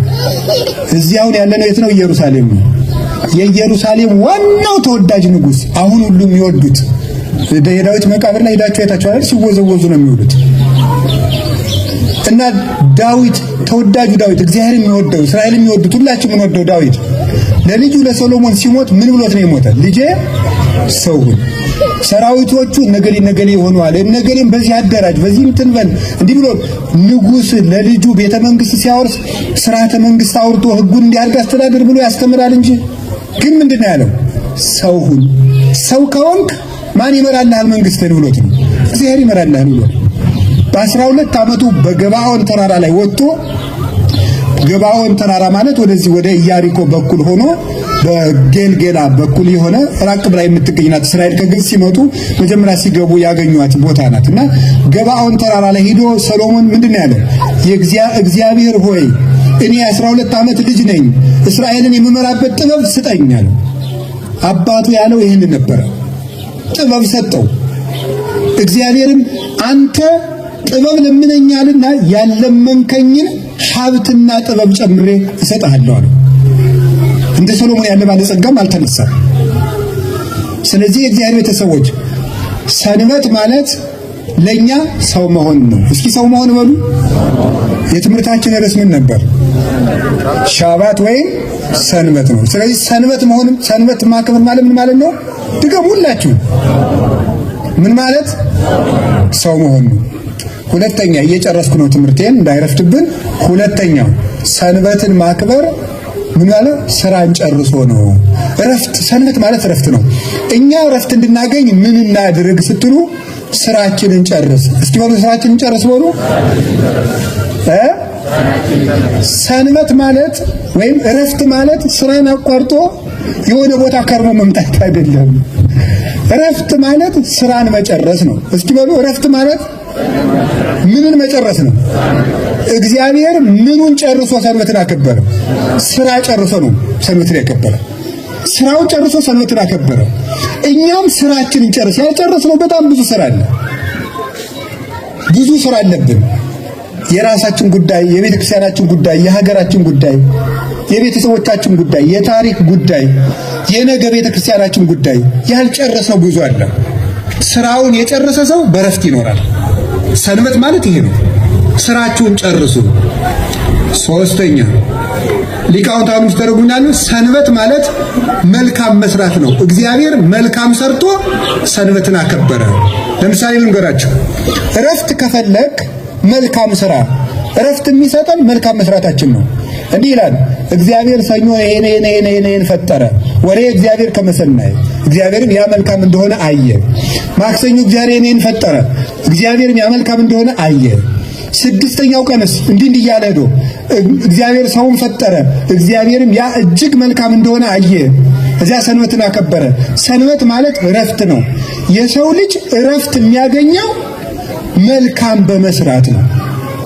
ያስቀየመን ሰው ካለ ያንን ያስቀየመን ሰው እስቲ ልኩን ነግሬው ልምጣ ባል እሱ እረፍት አይሰጥም። እንደውም ባልናገር ብሎ ምን የህሊና ስቃይ ነው የሚያመጣው። እረፍት የሚሰጠው መልካም መስራት ነው። ሰው የዘራውን ያጭዳል። እውነቴን ነው የምነግራችሁ። ሰው የዘራውን ያጭዳል። መልካም ከሰራን ከየትኛውም ጉድጓድ ብንጣል እግዚአብሔር የምናርፍበትን ነገር ራሱ ያመጣል። ክፉ የምንሰራ ከሆነ ደግሞ የዚያን ዋጋ ማግኘታችን አይቀርም። የጊዜ ጉዳይ ነው እንጂ። ከቃሉ ጋር ናችሁ? እረፍት ማለት እስኪ ሶስቱን ትርጉም ንገሩኝ። ሰው መሆን በሉ። ሁለተኛስ? የሚያሳርፈን ስራን መጨረስ በሉ። ሶስተኛስ? መልካም ስራ። እግዚአብሔር ስንት ቀን ሰርቶ አረፈ? 6 ቀን ሁሉ ምን ስራ ሰራ? መልካም ስራ። 6ቱን ቀን ሁሉ መልካም ከሰራን እረፍት ማለት ነው። በህይወቴ እታወካለሁ፣ እጨነቃለሁ፣ ምንድነው በእናንተ ቋንቋ በጣም አውርጄ ስናገረው ይደብረኛል ነው የምትሉት አይደለም? ይደብረኛል፣ እጨናነቃለሁ፣ እንዲላለሁ። ምን ላድርግ? መልካም ስሩ። መልካም ከሰራችሁ እረፍት ታገኛላችሁ። ግፍን ማስወገድ፣ የወንድማችን ደም እጃችን ላይ እንዳይኖር ማድረግ ምን ይላል መሰላችሁ? አንደኛው እረፍት የሚነሳን ኃጢአት ነው። ኃጢአት እረፍት ይነሳል። ረሲ ይወይ እንዘ አልቦ ዘይደግኖ ጻድቅሰ ልቡ ለጻድቅ ውኩል ከማንበሳ መጽሐፈ ምሳሌ ምዕራፍ 28 ቁጥር 1 ላይ ኃጢአተኛ ሰው ማንም ሳያባርረው ራሱ ይሸሻል ይላል። በየቀኑ ተቅበዝባዥ ምን ሆነው ለምን ይመስላችኋል? ህይወታችን ውስጥ ኃጢአት አለ የተቀበረ። ወይ የወንድማችን ደም አለ፣ ወይ የበደልነው አለ፣ ወይ የተሳደብነው አለ፣ ወይ ያስቀየምነው አለ፣ ወይም ደግሞ ሰውነታችን እግዚአብሔርን የበደለበት ተቀብሮ ያለ የኃጢአት ድልብዝ ውስጥ አለ። ስለዚህ ቃየል ምን አለ መሰላችሁ? ወእከውን ርዑደ ወድንጉፀ ወኩሉ ዘረከበኒ ይቀትለኒ፣ እኔ ተቅበዝባዥና የምደነግጥ እሆናለሁ፣ የሚያገኘኝ ሁሉ ይገለኛል አለ። በዚያ ጊዜ ስንት ሰው ኑሮ ነው ቃየል የሚያገኘኝ ሁሉ ይገለኛል የሚል? ሌላ ስንት ሰው አለ? አቤል እንደሆነ ሞቷል። ኃጢአተኛ ሰው የምድር ሁሉ ስደተኛ ነው። ታዲያ ማረፍ ከፈለግ ምን ነው? ከኃጢአታችን መላቀቅ፣ እረፍት የሚነሳንን ነገር ማቆም፣ የበለጠ ለነፍሳችን ላይ ሰውነታችን ውስጥ የኃጢአት እሳት ካለ እኛ ዘፈኑን፣ እኛ ስድቡን እያደረግን ነዳጅ እንጨምርበታለን። ነፍሳችን በኃጢአት እሳት ትነዳለች። በምናችን እንረፍ? ስለዚህ እረፍት ማለት ምን ማለት ነው ካላችሁ ኃጢአትን ማቆም ነው። ኃጢአትን ማቆም ሰንበት ነው። እሱ እረፍታችን ነው። ከቃሉ ጋር ናችሁ? ኃጢአትን ምን ማለት ማቆም። እንዴት አድርገን እናቆም ሲባል እንደማይጠቅመን አውቀን እናቆም ነው። እንደማይረባን አውቀን፣ እንደሚያከስረን አውቀን። ኃጢአት እግዚአብሔርን ያሰጣል። ኃጢአት ማለት ምን ማለት መሰላችሁ? ኃጢአት በግዕዙ ኃጢኦት ነው። እዚህ ዕብራይስጥ ቋንቋ የምትችሉ ስላላችሁ ኃጢአት በዕብራይስጥ ምንድን ነው? ምን ኸት ትርጉሙ መንገድ መሳት ማለት ነው በዕብራይስጥ ቋንቋ። ኃጢአት በዕብራይስጥ ኃጢአት ቃሉን እናንተ በሉት፣ ትርጉሙ ግን መንገድ መሳት ነው። ትቶ ሲበድል መንገድ ሳተ ነው።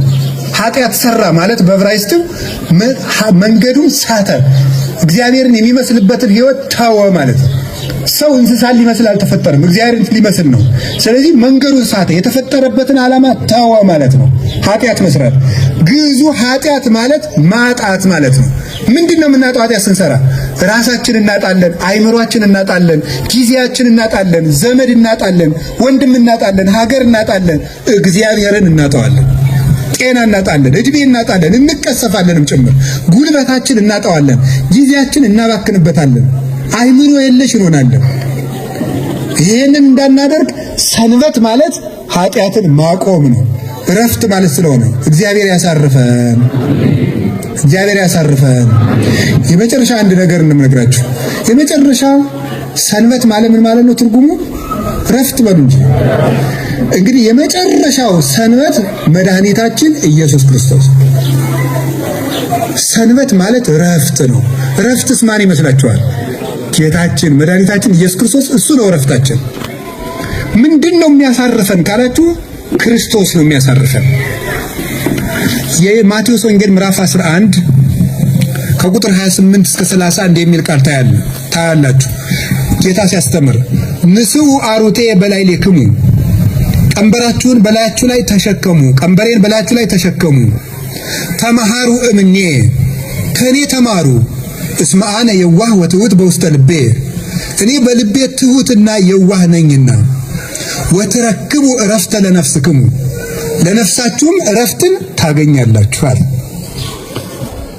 የኔን ቀንበር ተሸከሙ፣ ከኔ ተማሩ፣ ለሰውነታችሁ እረፍት ታገኛላችሁ። ነው ሀቢ አንትሙ ስሩሃን ወክቡዳነ ጾር፣ እናንተ ደካሞች ሸክም የከበዳችሁ ወደ እኔ ኑ፣ እኔ አሳርፋችኋለሁ። እስመ አሩቴኒ ሰናይ ወመጾሬኒ ቀሊል፣ ቀንበሬ ልዝብ ሸክሜም ቀላል ነውና ይላል። እረፍታችን ክርስቶስ። ቅዱስ ቄርሎስ ይህን በሁለት ተርጉሞ መስሎ ይተረጉመዋል ከፍሎ። ሁለት ነገር እናንተ ደካሞች፣ ሁለተኛ እናንተ ሸክም የከበዳችሁ ኑን ያሳርፋችኋለሁ። ደካሞች ያላቸው በጊዜው የነበሩ አይሁድን ነው ይላል ቅዱስ ቄርሎስ። እንዴት ነው ደካሞች ማለት? የኦሪት መስዋዕት አድክሟቸዋልና በግ ሲያርዱ፣ ወይፈን ሲያርዱ፣ ጠቦት ሲያርዱ፣ ሙክት ሲያርዱ፣ ርግብ ሲያመጡ፣ ስንዴውን ሲያመጡ፣ ዘይቱን ሲያመጡ፣ ጨውን ሲያመጡ፣ የወር መባቻ ሲሰዉ፣ የደህንነት መስዋዕት ሲያቀርቡ፣ የእህል ቁርባኑን ሲያቀርቡ፣ የኃጢአት መስዋዕቱን ሲያቀርቡ፣ ለምጽ በወጣ ቁጥር ሲያርዱ ሲያቀርቡ ድክም ብሏቸው ነበረ። ስለዚህ እንስሳትን በማቅረብ የደከማችሁ ደካሞች እናንተ ተውት እሱንና እኔ ብቻ ተሰውቼላችሁ እረፉ እያላቸው ነበር። በግ በመግዛት የደከማችሁ፣ በሬ በመግዛት የደከማችሁ። እንዲያውም ጌታ በተወለደበት ጊዜ የነበሩት አይሁድ መከራ ይቀበሉ ነበረ። ለምን? እዚያ የነበሩት ፈሪሳውያን አጭበርባሪዎች ነበሩ። በዘመኑ የነበሩ ሊቃነ ካህናት ከግሪክ ከሮማ ከዚህ ሁሉ እየመጣ እዚህ የፋሲካን በዓል ያከብራል በዓመት አንድ ጊዜ በስደት ያሉት አይሁዳውያን እና ከብት ሁሉ በዙሪያው እየነዱ ያመጣሉ ለመስዋዕት። ይከሳባቸዋል ይላሉ ሊቃውንቱ። ሊቃነ ካህናቱ ምን ይሏቸዋል መሰላችሁ? ማቴዎስ 23 ላይ እንደነገረን ጌታ አይማ ከስቷል ለመስዋዕት አይሆንም ይሏቸዋል። ታዲያ ምን ይሻለናል? ሁለት የከሳ አምጡና አንድ የሰባ ሰጥተናችሁ ሰው ይሏቸዋል ሊቃነ ካህናቱ። እንዲህ ያደረጉ ድሆችን አድክመዋቸው ነበረ። እናንተ በግ በመግዛት ወይፈን በመግዛት በሬ በመንዳት የደከማችሁ እኔ ልሰዋላችሁና ይበቃችኋል እረፉ አላቸው። መጾር ቀሊል አሩት ሰናይ ውእቱ ኢየሱስ ክርስቶስ። ቀላል ሸክም ልዝብ ቀንበር ይሏቸዋል፣ እሱ ኢየሱስ ክርስቶስ ነው ይላል አባ ጊዮርጊስ። ልሙትላችሁ የሚል እኔን በልታችሁ ጠጥታችሁ ጽደቁ የሚል እንጂ አብሉኝ አጠጡኝ የማይል ቀላል ሸክም ልጆቹ ለመሆን ክርስትና ለመነሳት ለመቁረብ ምን ከፍላችኋል? ወይፈን ነርታችሁ መጣችኋል። እዚህ ነርታችኋል። ሙክት ይዞ ይመጣል። እዚህ ጠቦት ይዞ ይመጣል። የፋሲካ በግ ይዞ ይመጣል። ምን ይዛችሁ መጣችኋል? ክርስቲያን ለመሆን የሱ መስዋዕት ብቻ ነው የበቃል። በቂ መስዋዕት ጽዋ ከኒ ጽኑ ወያረዊ ጽዋ ጽኑ ነው ያረካል ይላል መዝሙረ ዳዊት መዝሙር 22 ላይ ሊቃውንት ሲተረጉሙት ጽዋ አንዱ በቃኝ ነው አያዳግምም ይላል። ሊቃነ ካህናቱ በዓመት ለንጉሱ አንድ ወይፈን፣ ለሊቀ ካህናቱ አንድ ወይፈን፣ ለሕዝቡ አንድ ወይፈን በየዓመቱ ያርዳል። ክርስቶስ ግን በየዓመቱ መስዋዕት ማቅረብ የማያስፈልገው አንድ በቂ መስዋዕት ነው። ዳነውም በዚያች በዕለተ ዓርብ ባደረጋት የእርቅ ሥራም ዓለምን እስከ ዘላለሙ ድረስ አምነው በእሷ ሰረፍኖት የሚሄዱትን ሰላም ሲሰጣቸው ይኖራል ጌታ። ስለዚህ ጌታችን ኢየሱስ ክርስቶስ 5500 ዘመን ለደከሙ ነፍሳት፣ በሲኦል ላሉ ነፍሳት ረፍት የሰጠ፣ በመስዋዕት ብዛት ለደከሙት አይሁድ ረፍት የሰጠ መስዋዕታችን ነው። እዚህ ሸክም የከበዳቸው የተባሉ ደግሞ አሕዛብ ናቸው ይላል ቅዱስ ቄርሎስ። እነሱ ምንድነው? የአሕዛብ ጣዖታት። እስራኤልስ በግ ነው የሚያርዱት። የአሕዛብ ጣዖታት ግን ምን ያደርጉ ነበረ? በጣዖቱ ላይ እያደሩ ልጆቻችሁን ረዱልኝ ይሏቸው ነበር። አጋንንቱ ልጆቻቸውን ያርዱ ነበረ። ይሄ ከባድ ሸክም ነው ወገኖቼ። በሬ መስጠት ወይፈን መስጠት ቀላል ነው። ልጅን ግን ረዱት ብሎ መስጠት ከባድ ሸክም አይደለም?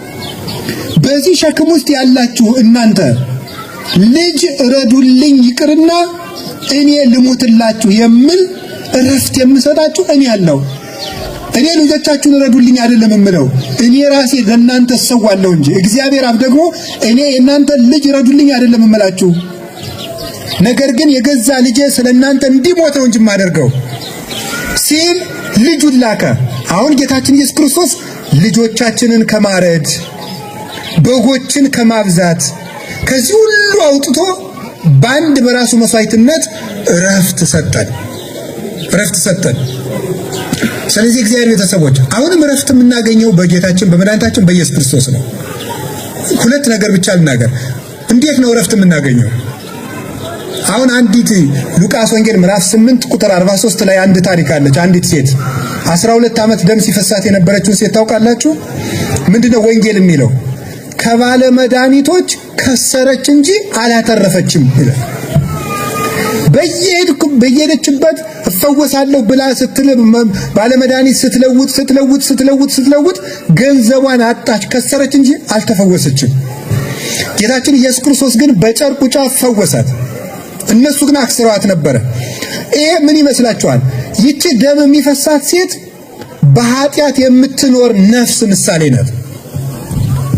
ባለመድኃኒቶች የሚባሉ ደስታ ይሰጠኛልና እረፍት አገኝበታለሁ ብላ ሁሉንም የምትሞክር ናት። ዘፈኑን ስትሞክር፣ ጭፈራውን ስትሞክር፣ ዳንኪራውን ስትሞክር፣ ስካሩን ስትሞክር፣ ሱሱን ስትሞክር፣ በዚህኛው አርፋለሁ ስትል ከማክሰር በቀር በሽታ ከማብቀል በቀር ሸክም ከመጨመር በቀር አይምሮን ከማጣት በቀር ጉልበት ከመቀነስ በቀር ከሰው ከመገለል በቀር ሰላም ያልሰጡን ነገሮች እነዚያ ናቸው ያከሰሩን መድኃኒት ቤቶች የሚባሉት። ለጊዜው ግን የሚፈውሱን ይመስለናል። ያቺ ሴትም የሚፈውሱን እየመሰላት ነው ገንዘቧን የከፈለች። እረፍት የማገኝበት መስሏችሁ ገንዘብ የምታወጡበት ነገር ግን ሕይወታችሁን ያከሰረ ብዙ ነገር ሊሆን ይችላል። ያ ሁሉ እረፍት አይሰጠንም። ተውት።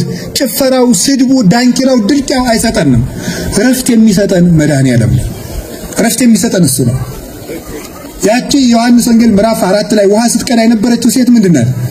ደጋግሞ እዚህ ውሃ የሚቀዳ ሰው ይጠማል ያላት ምንድነው? ከዚህ ዓለም ደስታ የሚሞክር ሰው ሁልጊዜ ያንን ደስታ ሲፈልገው ይኖራል። የኃጢአት አንዱ ክፋቱ ምን መሰላችሁ? የዛሬን ላድርገውና ይበቃኛል ስንል የዛሬው ደግሞ ለነገ ናፍቆቱን ተክሎ ይሄዳል። ነገ ደግሞ የትናንትናውን የዛሬውን አስታውሰን እንሰራለን። ከነገ ወዲያ የነገውን እያስታወስን እንሰራለን። ስለዚህ ሁልጊዜ ጉድጓዶችን ስንቆፍር ስንቀዳ በመጠማት እንኖራለን። የሕይወት ውሃና እረፍት የሚሰጥ ግን ጌታችን ኢየሱስ ክርስቶስ ነው። ለዚህ ነው ቅዱስ ዳዊት ነፍሴን የጽድቅ መንገድን መራት፣ በእረፍት ውሃ ዘንድ ማሳደገኝ፣ በለመለመ መስክ ያሰማራኛል ብሎ ጌታን ይተር ሜጣለ ነፍሴ ወመርሃኒ ፍኖተ ጽድቅ፣ ሰውነቴን ከጥፋት ወደ ሕይወት መለሳት፣ የኢየሩሳሌምን ጎዳና መለሳት፣ በለመለመ መስክ በቤተ ክርስቲያን ያሰማራኛል፣ በእረፍት ውሃ በሱ ደስታ ያኖረኛል ብሎ የተናገረ። ዛሬ ዳግም ትንሣኤ ነው አይደለም? ዳግም ትንሣኤ የተባለበት ምክንያት ለምንድን ነው? ለቅዱሳን ሐዋርያት የሚታወቁበት ዛሬ 8ኛው ቀን ላይ ደግሞ ተገልጦላቸዋል። ጌታ ከተነሳ በኋላ ተገልጦ ከሚጨነቁበት የተዘጋ ቤት ውስጥ የአይሁድን ፍርሃት ፈርተው ከሚጨነቁበት የእነሱን ልብ አረጋግቶ ሊወደቀውን ልባቸውን አንስቶ የጨረሰበት ዛሬ ስለሆነ ነው። ሐዋርያትን አሳምኖ እረፍት የሰጠበት ቀን ስለሆነ ነው። ስለዚህ ሰንበታችን ጌታችን መድኃኒታችን ኢየሱስ ክርስቶስ ነው። በምንድን ነው የሚያሳርፈን ካላችሁኝ 3 ነገር አድርጉ። የመጀመሪያው ቅዱስ ሥጋውን ክቡር ደሙን እንቀበል። የማትቆርቡ ቆርባችሁ ሲያበቃ አትፋቱ። ቆርባችሁ ተጋብታችሁ ቁርባንን አታቁሙ። ከቁርባን በራቃችሁ ቁጥር ሕይወታችሁ እየደበዘዘ ይመጣል። ከዛ በኋላ ትዳሩ መሾህ ያበቅላል። መልሳችሁ ለመመለስ ትቸግራላችሁ። ከቅዱስ ሥጋው ከክቡር ደሙ አለመለየት ነው። እውነቴን ነው። ዘበላ ሥጋዬ ወሰቴ ደሜ አነ እሄሉ ምስሌሁ ውእቱኒ ይሄሉ ምስሌ። ሥጋዬን የበላ ደሜን የጠጣ የዘላለም ሕይወት አለው። እኔ ከሱ ጋር እኖራለሁ፣ እሱም ከኔ ጋር ይኖራል። ክርስቶስ ከኛ ጋር ከሆነስ ብርሃን አይደለም ጌታ እንዴ? ብርሃን ባለበት ጨለማ የለም። ሕይወታችን ሁሉ ብሩህ ይሆናል። ስለዚህ ሁላችሁም እዚህ ቦታ በተለይ ኢየሩሳሌም ተቀምጣችሁ ሥጋው ደግሞ ሳትቀበሉ ከኖራችሁ ሞት ነው ይሄ። ቅዱስ ሥጋውን ክቡር ደሙን ራሳችሁን ለመቀበል አዘጋጁና የጌታችን የመድኃኒታችን የኢየሱስ ክርስቶስ ደም የ5000 ዘመን ስቃይን አርቆ እረፍት የሰጠነውና ለእኛም ልብ እረፍት ይሰጠናል። ሁለተኛ ሸክማችን የሚያቀልልን ምንድነው? ሕጉ ነው። ቀንበሬን ተሸክሙ ያለ ምንድነው? የኔን ሕግ ያዙት እረፍት ይሰጣችኋል ነው። የክርስቶስ ሕግ እረፍት ነው። ለምሳሌ 7ቱን አጽዋማት ጾሙ እንባላለን። ይሄ ሸክም ሊሆን ይችላል። እሱ ግን ለነፍሳችን እረፍት የሚሰጥ ነው። እግዚአብሔር ጾም እኔ አምላክ ነኝ አዝዣለሁ ብሎ እንደ ክፉ ዳኛ በቃ የኔ ስልጣን አክብር ብሎ አይደለም። ጾሙ ራሱ እረፍት ስለሚሰጠን ነው። ቀንበሬን ተሸከሙ ማለት ቤተክርስቲያን የምታዛችሁን ነገር ክርስቶስ በቤተክርስቲያን ያዘዘውን ነገር ተሸከሙ። ስቃይ ቢመስላችሁም ሸክም ቢመስልም ግን እረፍት የምታገኙበት ነው። ሶስተኛው ተናዘን ኃጢአታችንን በሙሉ አውልቀን በመጣል ንስሐ በመግባት ጌታችን መድኃኒታችን ኢየሱስ ክርስቶስ ረፍት ይሰጠናል እና ለኛ ሰንበታችን መድኃኔዓለም ነው። 5000 ዘመን ሲገዛን ከኖረ ከጽኑ ጠላታችን ከዲያብሎስ እጅ ያሳረፈን፣ ከሞት እጅ ያወጣን፣ ኃጢአትን አሳፍሮ ነፃ ያደረገን፣ የርግማናችን ድንጋይ ያንከባለለልን፣ ታስረንበት ከነበረው ከእሳት ሰንሰለት ያወጣን፣ የተዘጉ በሮችን ከፍቶ በገነት ያሰማራን፣ ለዘላለም ሕይወት በር የከፈተልን መምህራችን የሕይወታችን ራስ ጌታችን ኢየሱስ ክርስቶስ እሱ ረፍታችን ነው። ስሙ ሲጠራም ረፍት ነው። እውነቴን ነው። ሲጨንቃችሁ ራሱ አሁን ምን ላድርግ እንዲሁ ምን ይሻለኛል እያላችሁ ስልካችሁን ከመጎርጎር ቁጭ አርጉና እንዲህ በሉ፣ አቤቱ ጌታዬ ኢየሱስ ክርስቶስ ሆይ ማረኝ በሉ። ሁላችሁ ድገሙ። አቤቱ ጌታዬ ኢየሱስ ክርስቶስ ሆይ ማረኝ። አቤቱ ጌታዬ ኢየሱስ ክርስቶስ ሆይ ማረኝ። ትንሽ ወደ ቀራኔው እያሰባችሁ 5 ደቂቃ እንኳን ቢሆን እንደው በትንታ ኢንቴንሽናል ሆናችሁ ብትሉ እንደዚህ እረፍት ይሰማናልባችሁ። እዚህ ያላችሁ ደግሞ እድለኞች ናችሁ። ቀራኔው ሄዳችሁ ጌታዬ ኢየሱስ ክርስቶስ ሆይ ማረኝ በሉ። የተሰቀለው ወንበዴ በቀኙ የተሰቀለው ወንበዴ ስቃዩን ረስቶ የሰማይ መንግስት እንዲያስብ ያደረገው ቀራኔው ነው። እዚያ እየሄዳችሁ ረፍት ስጠኝ ጌታዬ ብትሉት እሱ ቅርብ ነው። ሰው አይጸየፍም። ዘማዊንን አልተጸየፈ፣ ሌቦችን አልተጸየፈ፣ ወንበዴዎችን አልተሰጠ። ለሁላችን ረፍት እሱ ነው። እንግዲህ መድኃኔዓለም እዚህም ላላችሁት ለኛም በሀገራችን በኢትዮጵያ በብዙ መከራ ላሉት እዚህም ለእስራኤላውያንም በመላው ዓለም ላለ ለማንኛውም ላመነውም ላላመነውም ሁሉ ረፍት ይስጠን። ወስብሐት ለእግዚአብሔር። ይቆየን።